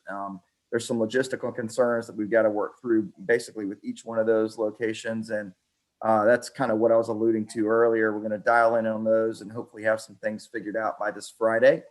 And then we'll be able to move on from there and hopefully establish something in the next few weeks. As Tracy said earlier, really it's all about the supply. We're not able to meet the demand right now, so things are slow going, but as the supply increases, we want to be ready. So that's why we're sort of at a full court press right now to nail the location down. Thank you for that answer. Great. Any other questions, comments? All right, so next we'll go on to an ordinance. I think it's considered an emergency ordinance to eliminate minimum off-street parking requirements in certain parts of our city. I think we actually listed parcel by parcel. Council Member Appel, I think you originally proposed this. Do you want to make any opening comments or entertain a motion to approve? Sure, Mr. Mayor, and I appreciate that. And I appreciated also the shout out during your State of the City address about this being one of the ways that we are rolling back some regulations in order to help stimulate and incentivize not just businesses on King Street, but also second and third story residential uses, office uses, and things of that nature. I think everyone on this call has heard my spiel on minimum parking requirements. I'm not gonna, belabor it too much, but this is a great example of government getting out of the way to help encourage, the sort of vibrancy that we all want and that we all share for King Street. And want to just thank Councilman Seekings, Councilwoman Del Chapo for their wonderful collaboration on this, and also our staff who worked very diligently to put this package together, and all the different business and other stakeholders that we consulted along the way. I think this is great. This is a great first step. It's going to be it's going to proceed under an emergency basis. We're going to gather information throughout this process, and the hope will be that we can look to expand the geographical scope of this as appropriate over time. But this is a great first step, and I'm really excited and encouraged about this, and would make a motion to approve the emergency ordinance on eliminating minimum parking requirements in the designated areas. Thank you. Second, Mr. Mayor. All right, we got a motion and a second. Councilmember Jackson. I'm just curious. I think the calling it emergency is the first I've heard of that. Is there some legal reason we have to do it like that, or do we want to experiment? Or I'd just like to understand why it's now an emergency. I think it's a great idea. So I don't know why we would need to go in under that title. I think it might be explained better by someone else, but in a nutshell, Mr. Mayor, I'm happy to explain it if you'd like me to. Please proceed. Thank you, Mr. Mayor. And first off, thank you, council members, for considering this late on a Tuesday night when we've had a lot of other things on our plate. This did come from a couple of different places. The original conversation has been had a long time ago, but Councilmember Appel brought up the whole idea of parking minimums. And then we have a group that's been assembled that looks at King Street and the core corridor of King Street, which goes right through the middle of districts 8 and 1, which is my district and Councilmember Del Chapo's district. And the call was to do something quickly to jumpstart some of the problems and challenges that the retail establishments in that corridor have had. And one of the things that we melded was the idea of reducing parking minimums with the idea of doing something quickly to see if we can actually jumpstart it. And so the word emergency really isn't what this is all about. We attach this to the already existing ordinance, much like we did the outdoor dining ordinance, to be able to do something quickly. And that was the whole idea. If this passes tonight, and I certainly hope it will open up a window of time in which the businesses along that corridor can, or the building owners in that corridor can, seek some tenants in there with some diminished requirements and less bureaucracy, because almost just so you all know, of all the TMS numbers that are out there, there's 158 TMS numbers in the corridor that we're going to vote on tonight. 27 of those retail establishments and spaces were unoccupied when we first started talking about this. It's actually now down to 23. There's been some leasing going on in that corridor. And the idea was, again, to get this thing jump started quickly. And as you all know, there's many businesses along there that the parking requirements would be huge. One of the empty spaces there, probably the longest empty space in there, it's actually in District 1, is the old King Street Grill. If they were to come back online and get leased up, they would need 10s, 20, 30 plus parking spaces. So this is the first step of many steps along the way to think about zoning in the core of the city and some of the requirements we put on to make it difficult to do business and to lease up spaces at an affordable rate, because parking requirements rev up leasing costs. So please don't focus on the word emergency, but think of this as a way, just like the outdoor dining ordinance, to jumpstart an area that has really been devastated by the last year. Between COVID and the events in May, King Street is suffering, and this is just one of many tools I think that we're going to have to employ to get it jump started. There will be plenty of conversations about expanding this up King Street and across the city. Eventually, there's other incentives, I think, and initiatives we need to undertake through the regular process of getting to the neighborhoods, going through council, going through the planning commission.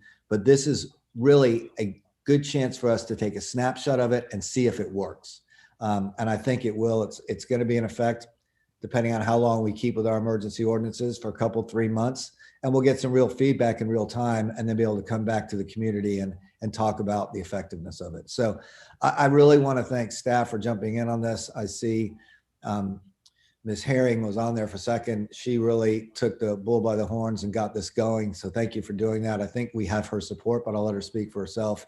Councilmember Appel and then Councilmember Del Chapo. I mean, this corridor goes through our districts, and we took this back to the community.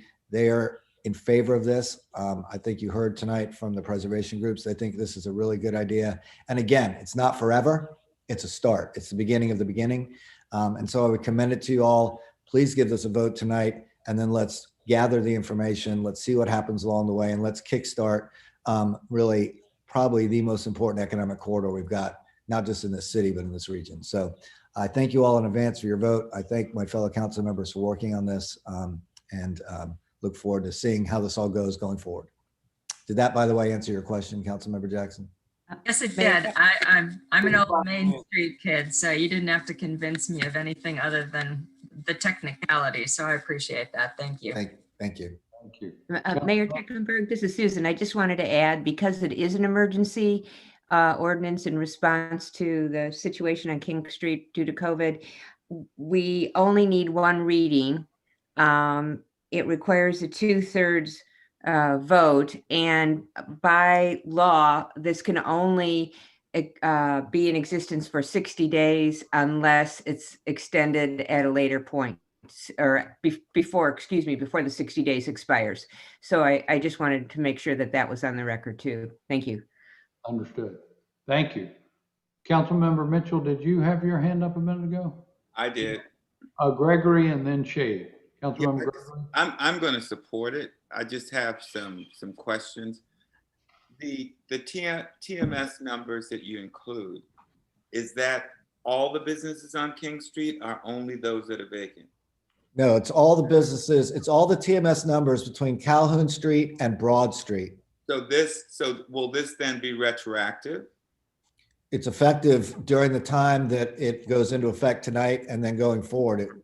It is essentially, I guess, retroactive, but only on vacant properties. So, I mean, it just is an opportunity to get out there and see if we can give another tool to people trying to lease up vacant buildings. So it's only applicable to vacant buildings, and what we're doing as a safeguard is including all of them just in case they become vacant. Right, exactly. Okay. The second question is, how many spaces are we? How many how many minimum parking spaces will be affected?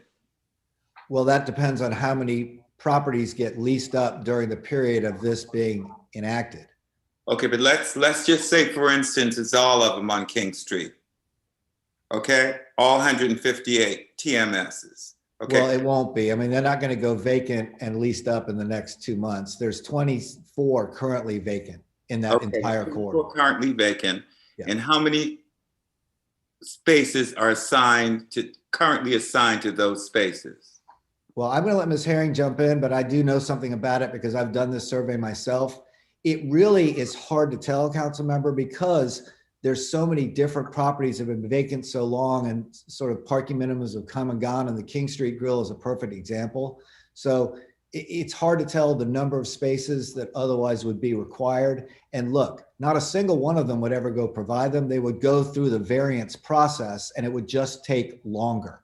So almost all of those properties in the King Street corridor are either existing non-conforming uses or have gone through the variance process and gotten the variance and do not provide the parking that would otherwise be required per 1,000 square foot. So this is really procedurally a way to avoid just another step along the way to get your business open, because invariably the variances have been granted. And if there's ever an example of it, it's right there between Calhoun and George Street. I think it's 367 and 365, which is a massive development that's about to start for housing, student housing, that we went through the variance process, we went through some litigation, and the number of parking requirements was reduced significantly. So the reason why I'm asking the question is because I don't want us to be flying blind here. And I think that's legitimate. I don't think this is going to be a burden on parking in the neighborhoods in the area. No. I'm not even in the neighborhoods. Okay. I mean, because to me, that area doesn't really butt neighborhoods that are really going to be affected. I think it's one of the best places to do this experiment. However, I'm just trying to figure out, okay, if we do it, how many more cars will park on King Street? Will we have a problem there? I'm just trying to think through the process. Well, I will tell you, the businesses want more cars parked on King Street because there aren't many right now.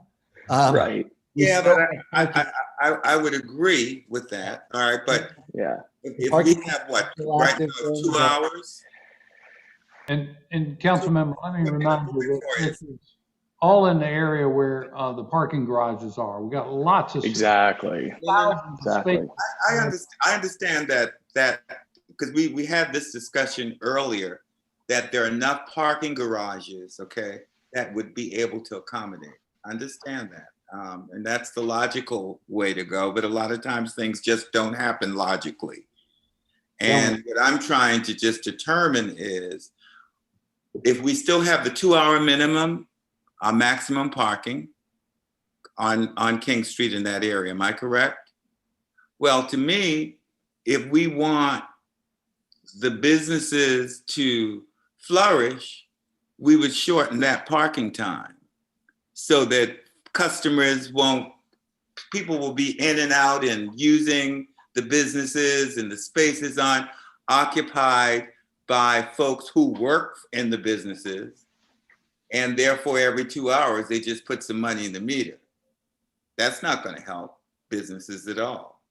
I'm just trying to figure out, have we thought this through so that we can make sure? Because if we start being able to rent the upper spaces to offices, our living spaces, that's going to create the kind of synergy that you want in a downtown area.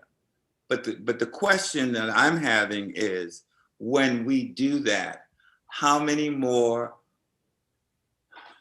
and I guess this is a transportation question, for how is that going to affect things downtown just in terms of parking in general? I'm going to let Ms. Herring address this, and then let's try to move on. Mandy?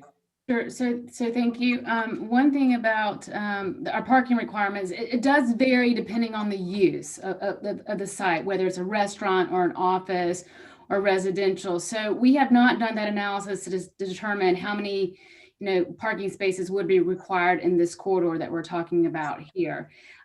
Because it depends on the use. So that's a variable. Also, in talking to our zoning administrator, he indicated that for a number of these properties, they already have a variance for the property for the parking that runs with the property. So you already have that variance in place. But what this does by eliminating this minimum parking requirement, it takes a step out of the process for the businesses when they are trying to upfit a space and get that business license. Lee specifically said it helps to remove a hurdle that can trip up businesses when they are starting out in this process, and it can prolong a process unnecessarily.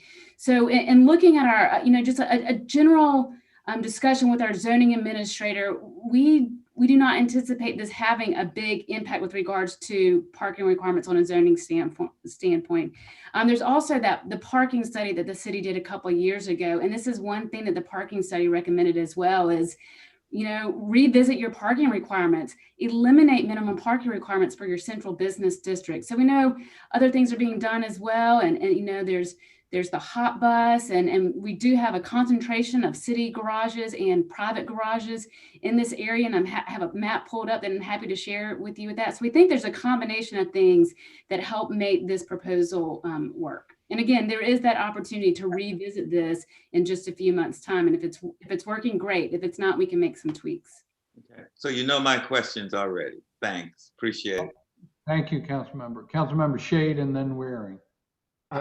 Thank you, Mr. Mayor. And so what I would like to see happen, because I think this will help answer some of Councilmember Gregory's questions, is while we're doing this on an emergency basis, to start the process of making this into a regular ordinance that is not based on an emergency basis. So I think that the issues that Ms. Herring just brought up are going to be incorporated for a long-term solution for this business corridor. We have seen King Street change dramatically from Broad Street all the way up past Line Street in the past several years. And so this is not just going to impact the area from Calhoun to Broad, but all the way to Line, all the way to Hugie Street for that matter. So I'd like to see if we can do a parallel course with this to go ahead and start the process of making this not just an emergency ordinance, but a regular ordinance, and go through the first reading and second reading and get public input on this, so that this is something that we have adopted as a regular ordinance.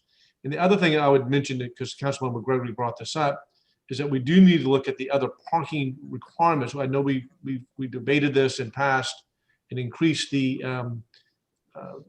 parking meters past a certain hour, but restaurant owners who've got the limited number of restaurants on this area complain about their patrons having to run out to feed the meter while they're eating dinner, and that has a negative impact on their ability to do business on this corridor as well. So that's another area we need to be looking at, is other parking requirements besides the minimum parking for some of these establishments. Okay. Well, Councilmember Shade, a good idea about a permanent ordinance, and I'm sure our department will keep close track of how many parking spaces are impacted by this during the emergency time. I'll remind you that we do not charge at the meters now after 6 o'clock. So currently there's no hourly limit after 6 o'clock. So people can have a leisurely dinner and not worry about feeding the meter right now. Councilmember Waring. Thank you, Mr. Mayor. I'm gonna support this. I mean, I think it's a great idea. I agree with Councilman Shade that I understand getting it going under the 60-day emergency clause, but maybe within that 60-day period, we can determine even 6 months or whatever to try experiment with this. I don't think the experimental period of 60 days is long enough.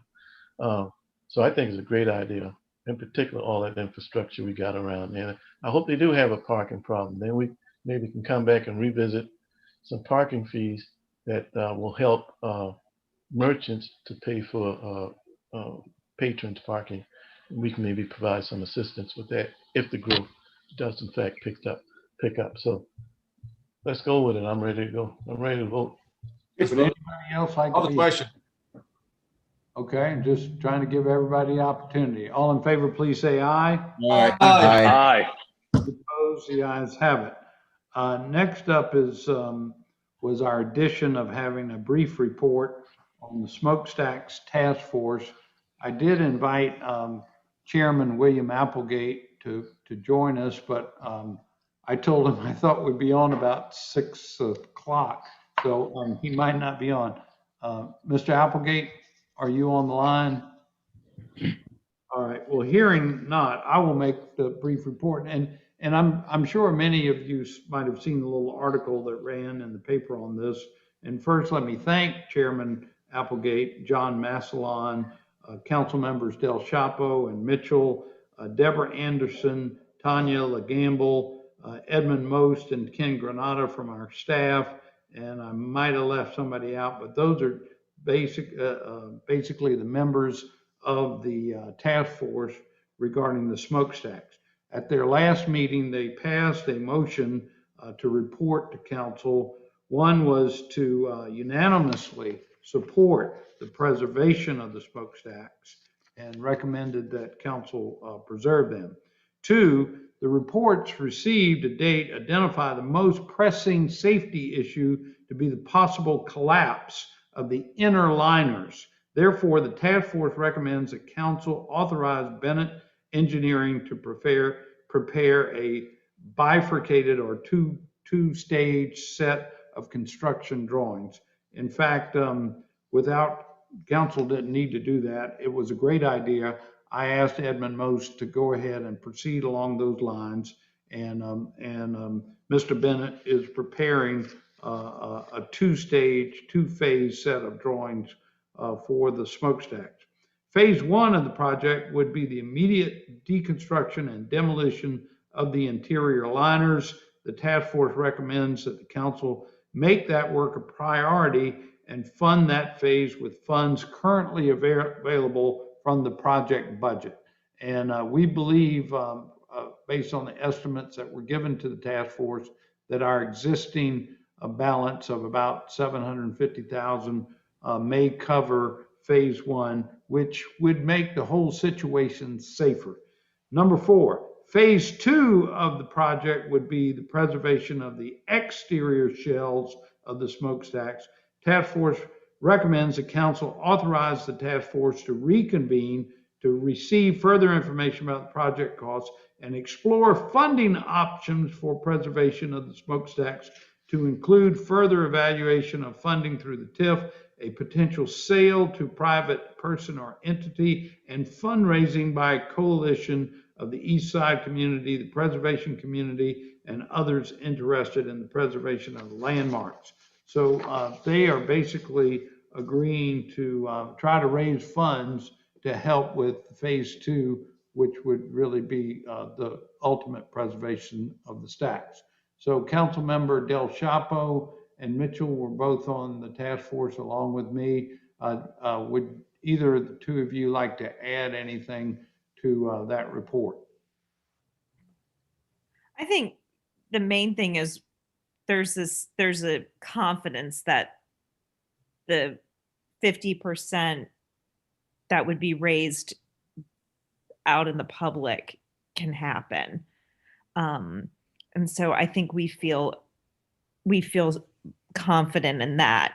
And so that's why the unanimous decision to move forward with the restoration of the smokestacks. And some different options have kind of bubbled up into where that money can and maybe ultimately will come from. So those have been the biggest things. And, you know, I reiterated this in our meetings, and I know someone said this earlier.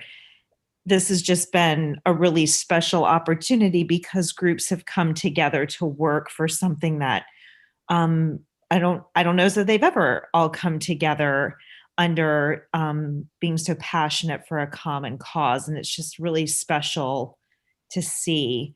And we want to honor that and respect that and do everything that we can in order to make their dreams realized. So I think there's more to come. And, you know, as Councilmember Shade charged us with, was by this meeting, we would make a decision. And our decision is for the restoration. And we believe we have the means in which to do that. Great. Thank you. Councilmember Mitchell, do you want to add anything? Oh, well, I'm just really going along with the program, because even if we have the money to do the linings of the smokestack, and my thing is to wonder if they're going to raise this money, how long it's going to take, and if anything comes up before then, if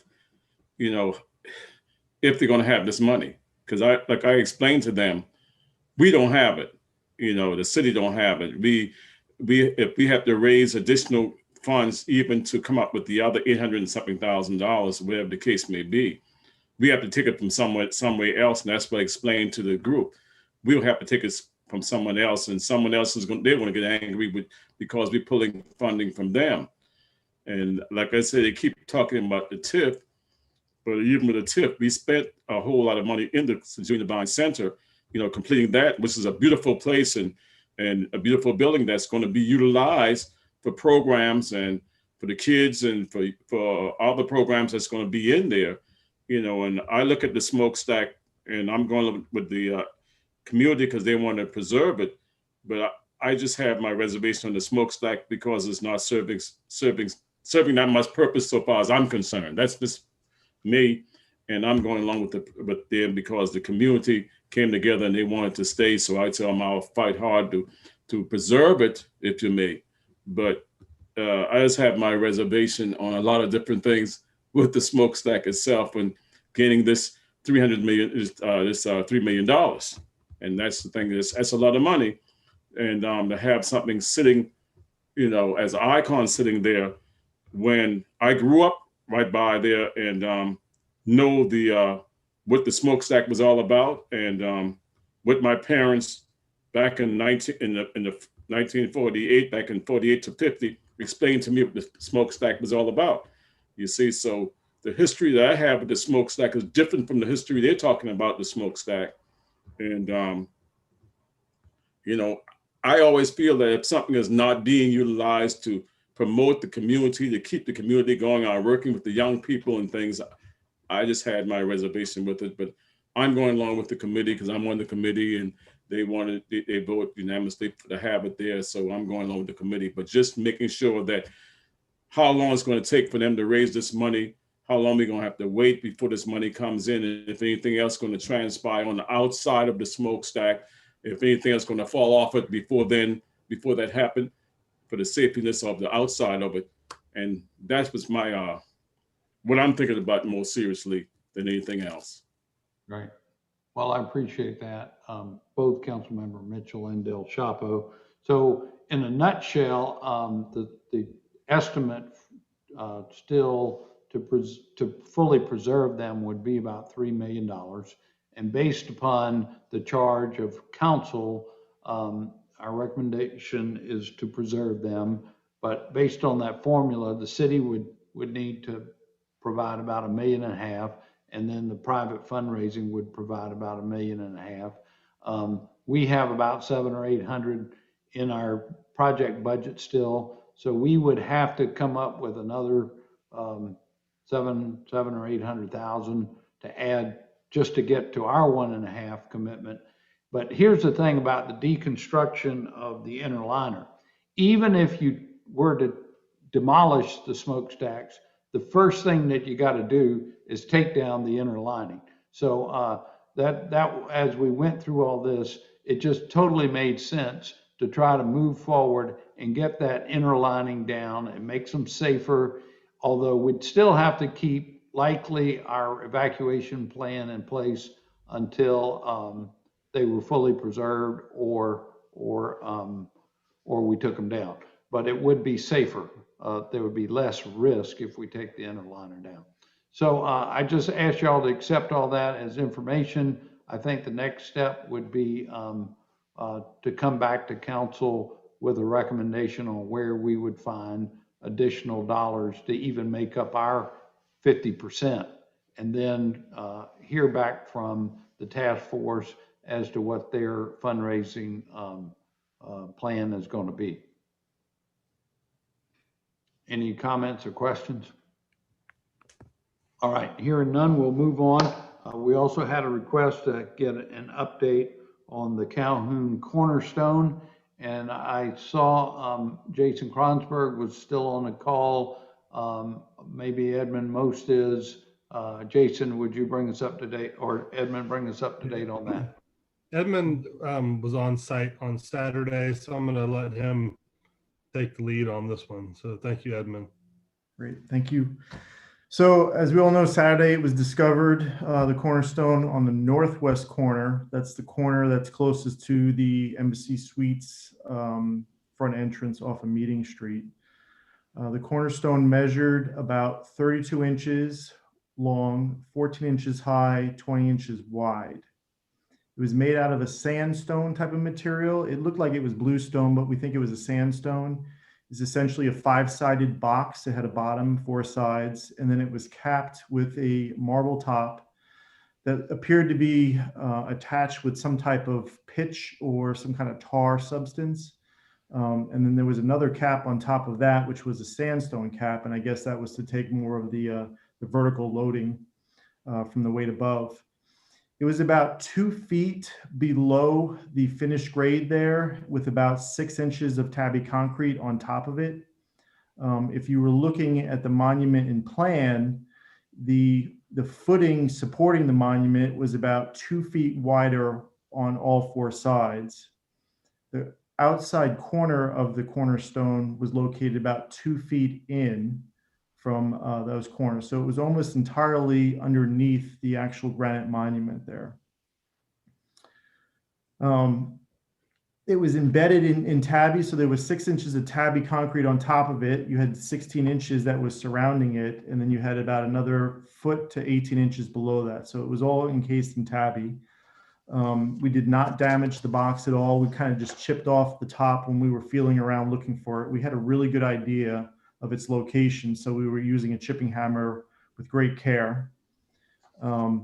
We could see that white marble. That's what really knew that it was there when we were looking for it. And then the next steps right now, so Brockington is our archaeologist. We've worked with them a lot. They worked on the IAM archaeology dig. They worked on the Gilliard. They took that into possession. It's at their shop right now. And what they're doing this week is they're lining up the consultants that they need and understanding the knowledge and have the chemicals on hand for once that lid is opened, that they'll be able to stabilize and treat any of the materials that are in there. They're planning on doing that in probably the second week of February. It'll take some time for them to get all their ducks in a row and be prepared to open this. Is there any questions? Great. Thank you for the report. Any questions? All right. Well, thank you. That was most interesting. And I went down there as well. And I never saw so much shell in the tabby concrete before. And they were like large whole oyster shells still coming apart when they were breaking up the tabby. I thought that was very interesting as well. All right, so next is our council. Thank you, Edmund. Next is our council communications. We've really already taken care of number one. Number two is the establishment of the Paul Wachter Memorial Bridge and Pathway. Councilmember Waring.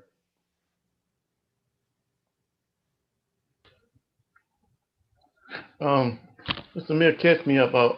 What item are we on? We are on J2, and this is a very well-served request to name we do have this bridge. I got you. I understand. This is after a noted neighborhood resident. I mean, he put a lot of work in this area. Councilman Shealy, I know you're a part of this district, but we had no sidewalks that led from Ashley Hall Road around Ashley Plantation Road and all the way to Highway 61. Paul Wachter worked on that for, I'm gonna say, decades, going all the way back to Mayor Rowley meeting on Mayor's Night Out. I can't tell you how many times he certainly met with Mayor Tecklenburg on it, prior to his death. Those sidewalks right now, people use those and take them for granted, but we all remember when they were dirt. And then there's a replacement of a little flat bridge that leads to Ashley Hall Plantation, or Ashley Harbor, I should say, both of those neighborhoods. That bridge was replaced less than a year ago. County Councilman Brantley Moody put a lot of work in getting the money to get that replaced. Funding came through the county. As a matter of fact, some of us kid him by calling it Brantley's Bridge. But it was Paul Wachter who years and years and decades ago that planted the seed in Mayor Rowley's head. And I'm sure he probably mentioned to you, Mayor Tecklenburg, about replacing that bridge as well. Because some of the sidewalks went up to the bridge was old, needed to be replaced. It shows you the power of what one citizen volunteer could do. So he helped West Ashley, and certainly the area and the neighborhoods that I live in, and a lot of people are joined closely, raise the quality of life, West Ashley. So naming this bridge after him would be such a wonderful honor for his family. And I would hope you all would support this, but it is, he was one of the first purveyors of West Ashley revitalization way before we even thought of having a commission appointed. So he's passed on, but it would be done posthumously. But I would hope you all would support this. So moved. Second. Any further discussion? Yeah, we want to put a real nice plaque on it. I mean, they've got this, you know, you put these green signs up there, but it'd probably be more appropriate if you were to put something mounted actually on the bridge itself. So we'll talk to Mr. Kronsberg and our Parks Department. They have some resources there. We'd be happy to do that. It would be well observed. We'd want this naming to last a good long time. Now, one last thing, that's not my idea. A lady who's leaving us, who's given us so much service over the decades, Ms. Sue Griffin gave me a call on this. And it should really be, she would have been here tonight, but she sent me a wonderful emoji with her with a hypodermic needle. She was scheduled to get her COVID-19 shot while this meeting was being taking place. So let's root for her in getting vaccinated. But I wish we could have had some words tonight, because somebody said earlier in the meeting tonight that we get some of our better ideas from the citizens. And I still maintain that we do. Just because you got elected doesn't mean we have all the ideas. We don't. But there's a number of great ideas that also comes forward to benefit our community from our staff. And obviously, this would not happen if Sue Griffin, she's retiring, leaving out the door, and she said, no, we got to get this done. So, way to go, Sue, on this. All in favor, please say aye. Aye. Aye. Aye. Opposed, the ayes have it. Thank you, Councilmember Waring. Next is our council committee reports. I'm coming right back to you, Councilmember Waring, Committee on Public Works. Everything on Public Works passed unanimously, and I so move its adoption. Second. Any discussion? All in favor, please say aye. Aye. Aye. Next is our Committee on Public Safety, Councilmember Shade.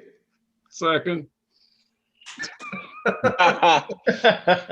Good evening to you too. The only item that we had was the adoption of the open data policy.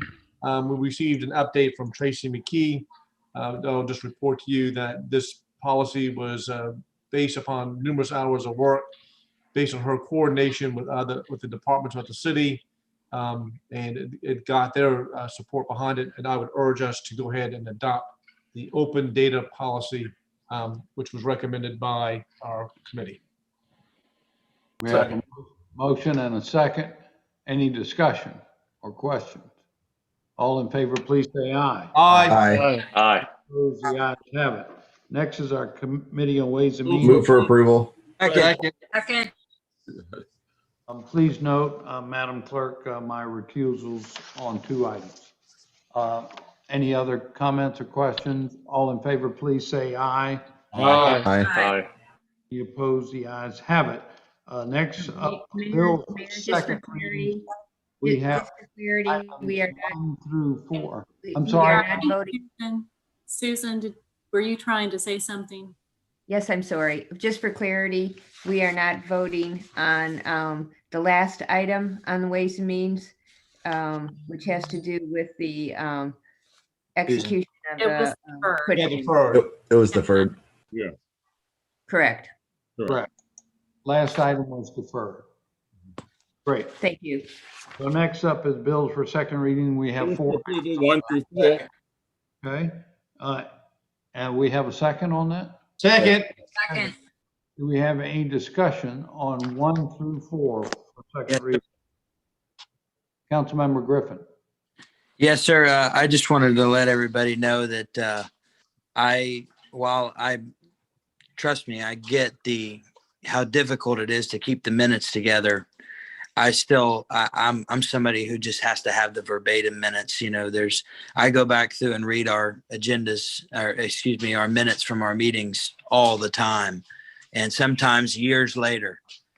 So if I didn't have the verbatim minutes, it would be very difficult to do this job. So for that reason, I'm going to be against summarizing the minutes in any other way. All right. Would y'all like to take item number 3 separately? Yes. We can do that. Okay. So we're gonna 1, 2, and 4. well, we're going to take 1, 2, and 4. And may I add that number 4 is as amended, because there were changes to number 4 that came to us this afternoon that we've already discussed. As amended.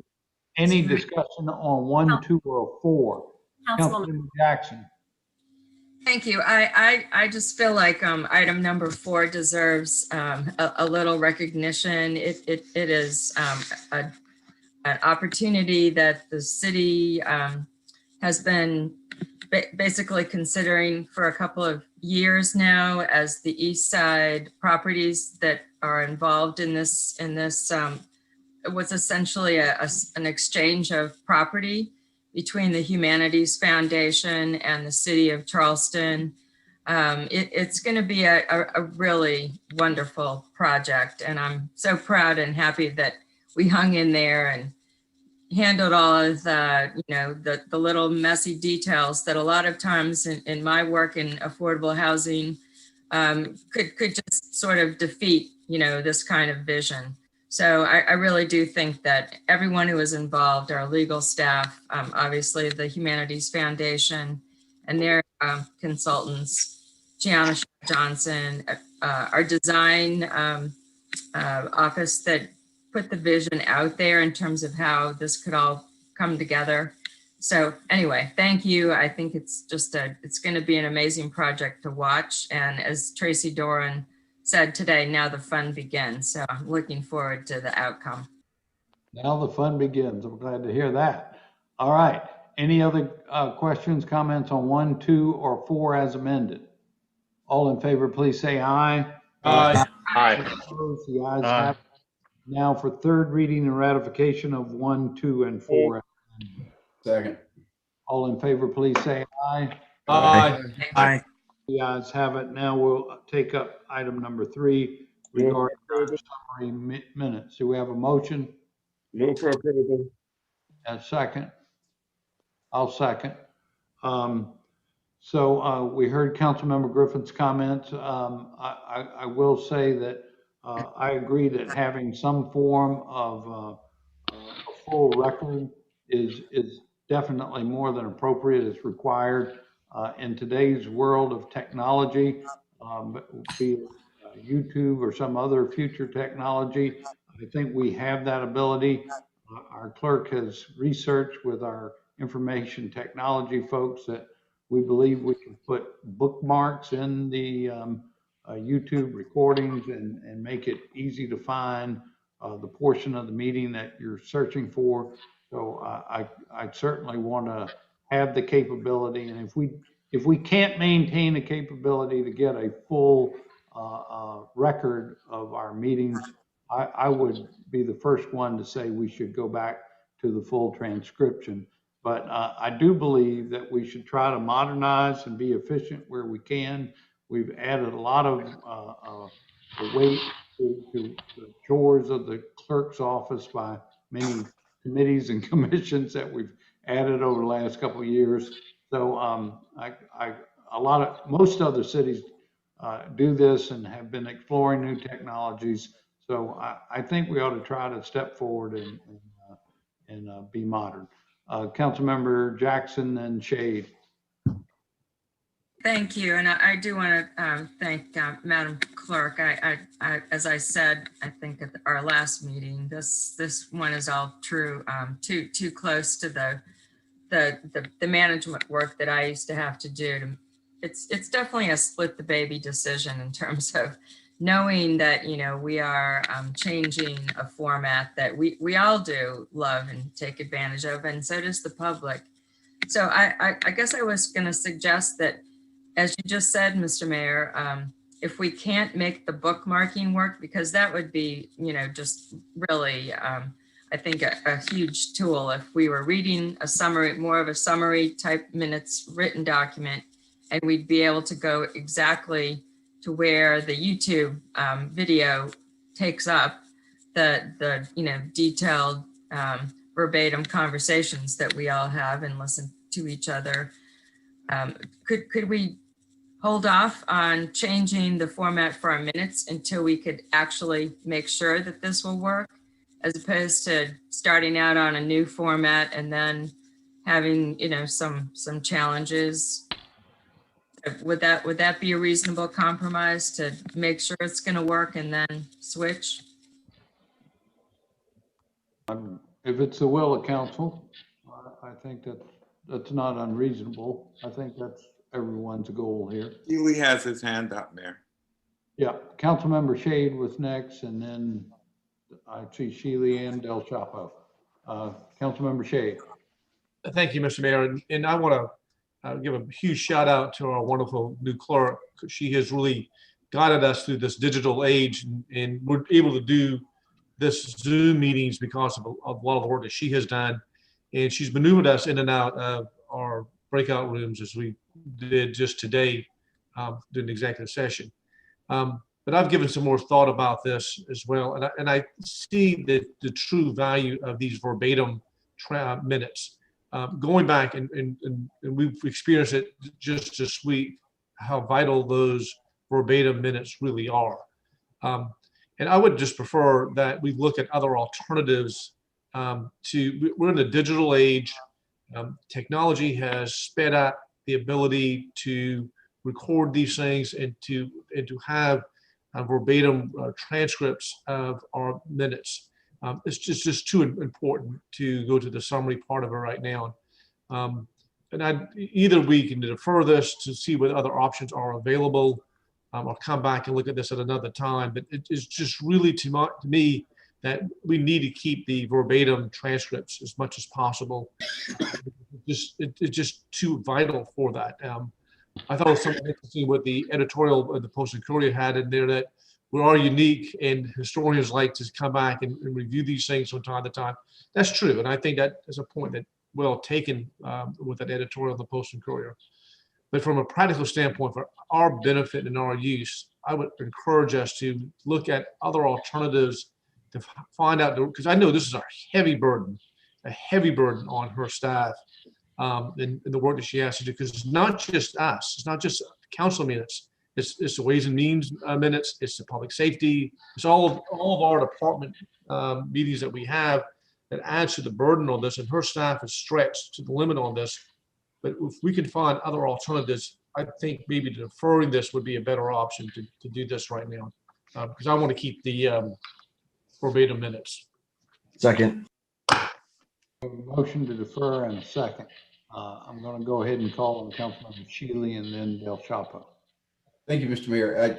One thing I like to do when the clerk or clerk's office sends out the minutes, I like to hit that Control F and look for certain things to make sure that things were, and sometimes I put my name in there to see exactly how I was quoted.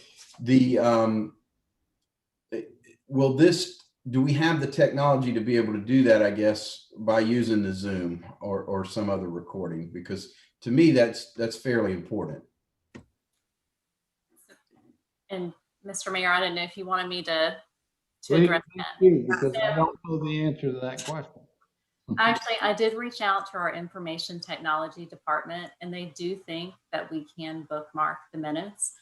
We do need to try it just to ensure that we can do it. And I've actually asked one of our staff members tomorrow. We can't do it while we're having the meeting live. She's actually on our meeting right now.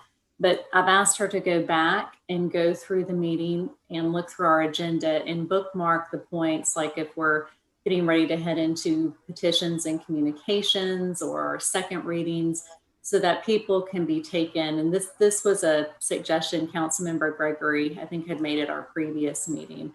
And so, it does sound like we can do something like that. If for some reason, we can't, we can always bookmark, or not bookmark, we can always put a time marker in the minutes so that people can go to the portion of the video where that conversation is taking place. And I completely understand, people wanting to preserve the city's history and how they like having that transcript and being able to look up what everyone says. I completely understand that.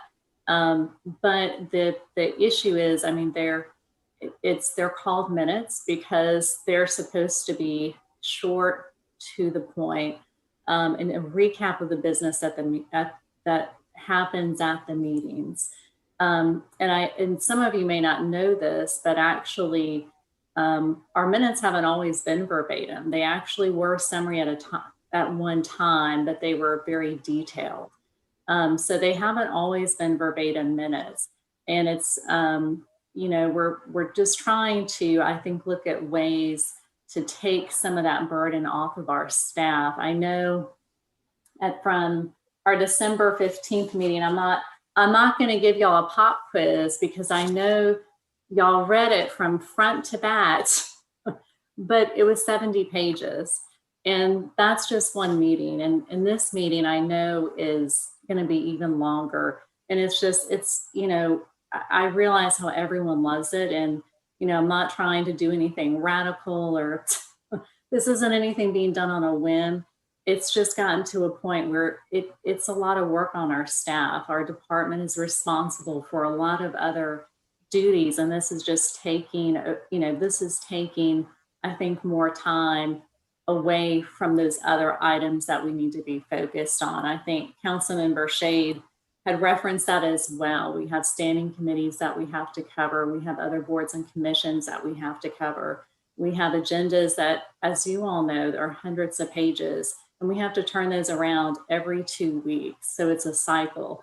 And most importantly, we have other departments that are very dependent on our department to get stuff to them in that time frame. Every contract that goes through council comes through our office and has to be cataloged and routed back to them, as well as any contracts that are approved by staff. We have ordinances and resolutions that we're responsible for keeping track of. We schedule all of the committee meetings. We have several agenda meetings before we even send out the agenda for council. So and I only say that just because I know council members know what our tasks are, but I know sometimes with the public, they may not always know what our job responsibilities are. And so just, in looking at that and looking at our staff, and especially now with COVID and the challenges that has sort of brought in the additional responsibilities of putting our meetings on Zoom, we're just trying to find a way to keep the department afloat and ensure that we can continue to provide our services. So I didn't want to take everyone's time. I know everyone is super tired right now, but this is sort of one of those meetings I think is the best example as to why we're trying to move to a format that would be easier for us to be able to get that work to you. Councilmember Gregory and then Saccharin. I think Councilwoman Del Chapo was before me, Mr. Mayor.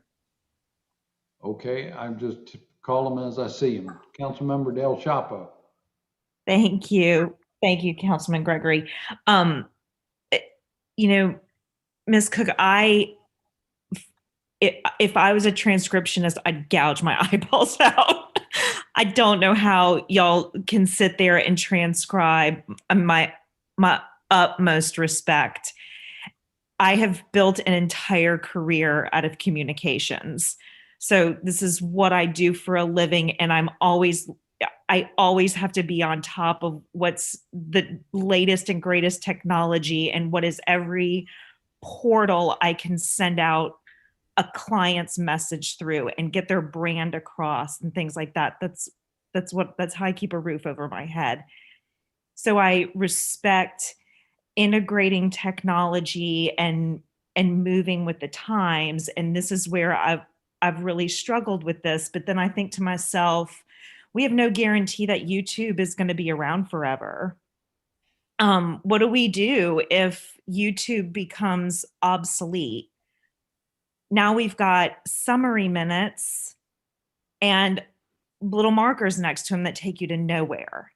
I know that's hard to imagine a world without the Google, but it's a possibility. And as technology continues to advance, are we just chasing this and constantly having to adapt, and then asking members of the public to whom we are beholden and they deserve to get every word that we say in a format that is easily accessible to them?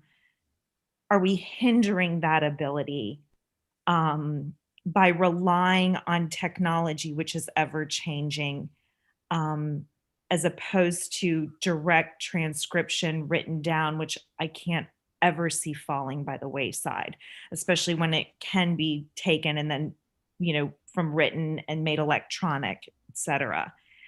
And I'll also say I was one of the first people, yes, absolutely. We just need summary minutes.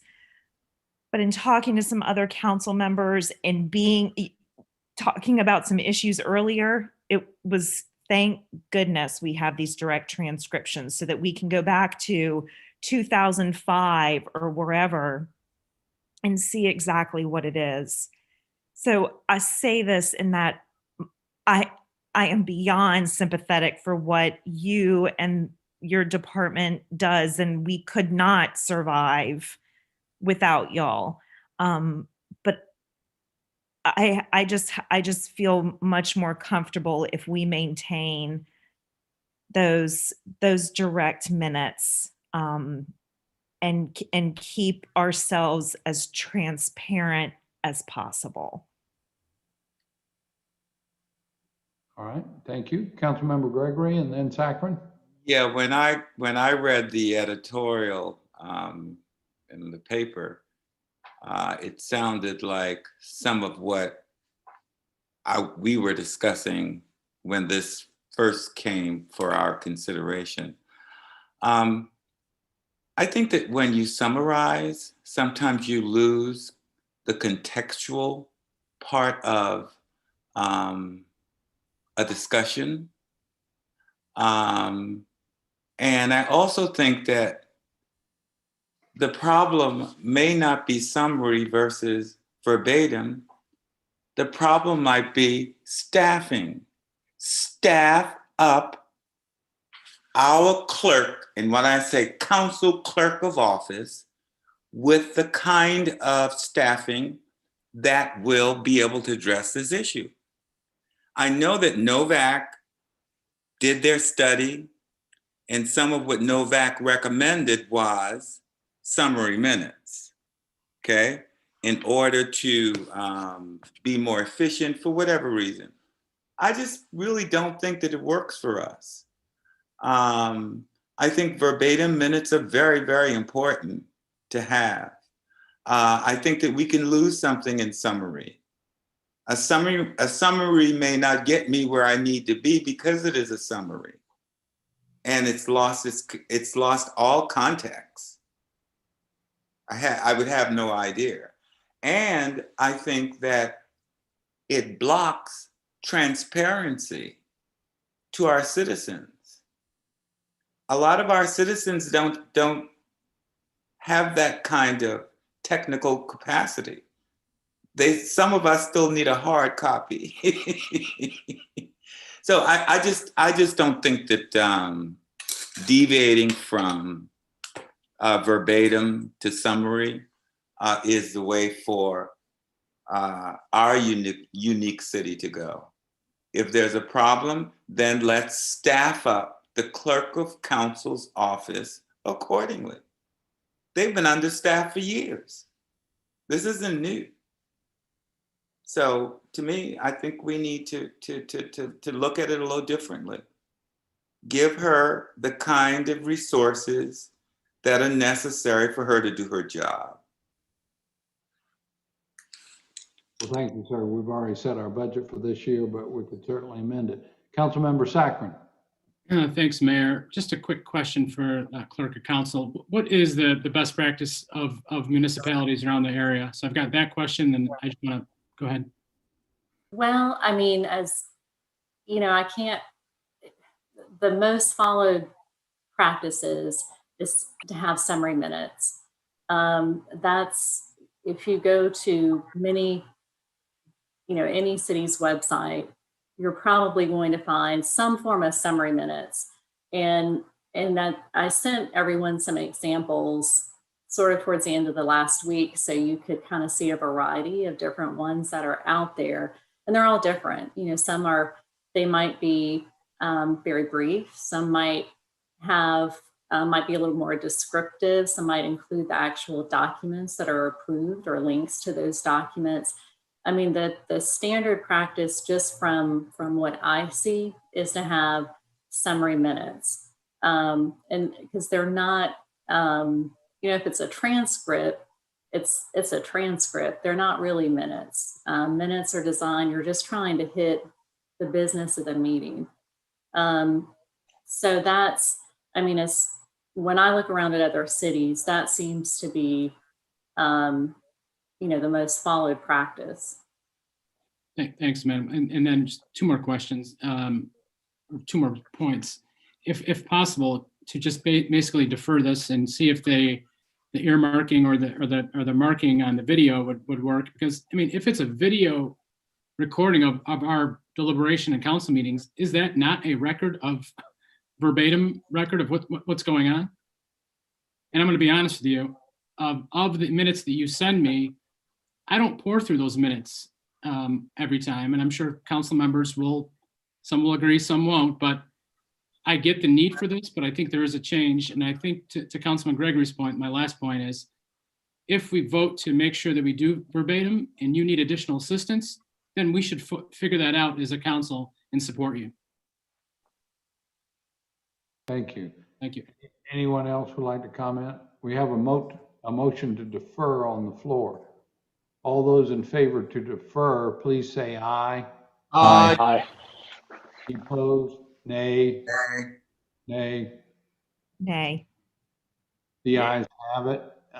So the matter is deferred. I guess we'll come back to you at another time when we have a little more specific recommendation to make. And Mayor, can I just have the nays for the record? Everybody kind of went very quickly. I think I saw Councilwoman Del Chapo, Jackson. No, I voted yes for the deferral. I'm sorry. I wanted to say something. So can the nays please raise their hands for the deferral? This is Gregory, Mayor, and Del Chapo. All right, thank you. And Mitchell. Okay. We want to get that verbatim. Councilmember Jackson.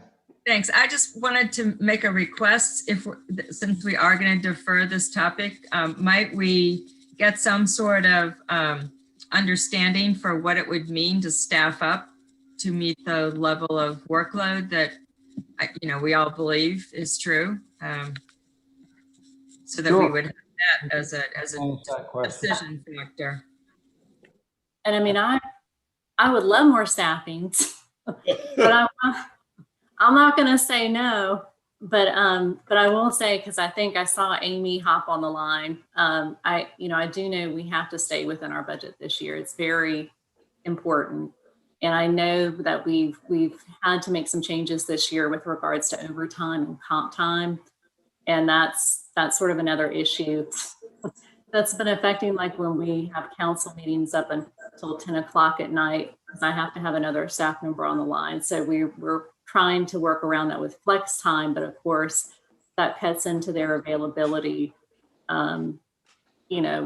to do additional work. And then also I did want to address just really quickly, because I didn't get a chance to, I did speak with Wes about YouTube and how long the videos can stay up. And, if we have a max for that. And he said that there is no max. We can just, we will keep having the videos up there.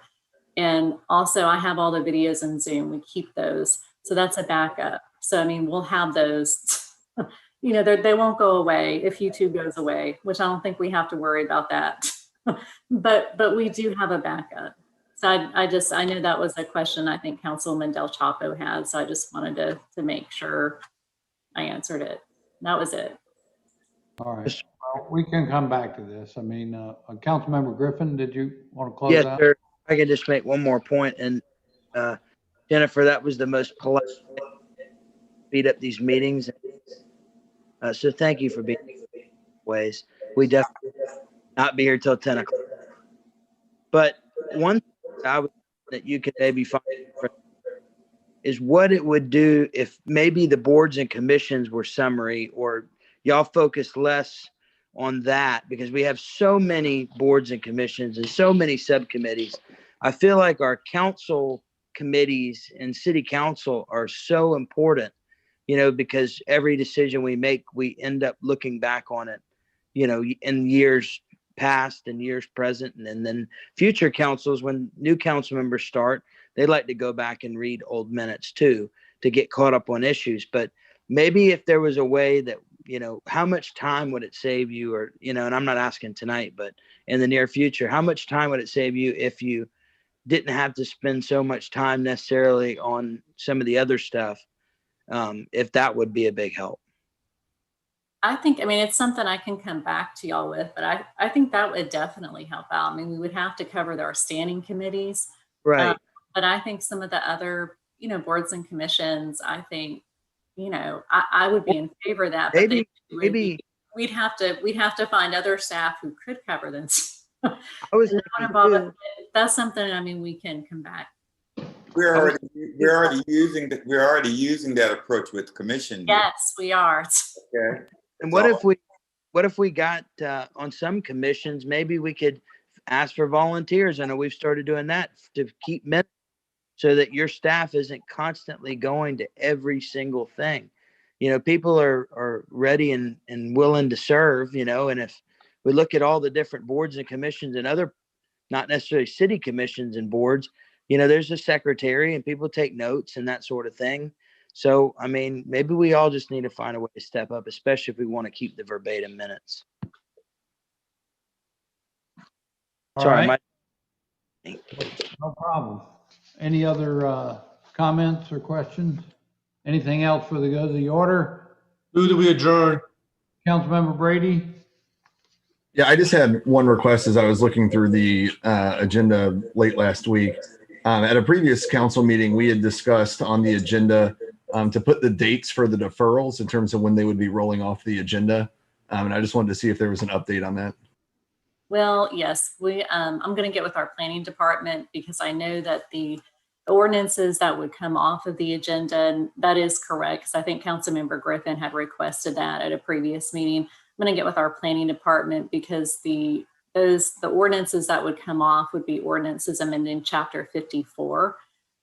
Those are the only ones that would, otherwise any others stay on indefinitely. It's only those ones because I think they have a 1-year limit. But I will definitely follow up with them and so that we can get you that information. Yeah, that'd be great. I think it'd be good for us and just for the public to see which ones roll off eventually. Will do. All right. Anything else for the good of the order? Hearing none, we're adjourned until 2 weeks from now on February the 8th, I believe it is. Night, y'all. Thanks for hanging out with us. Thanks, everybody. Good night, everybody.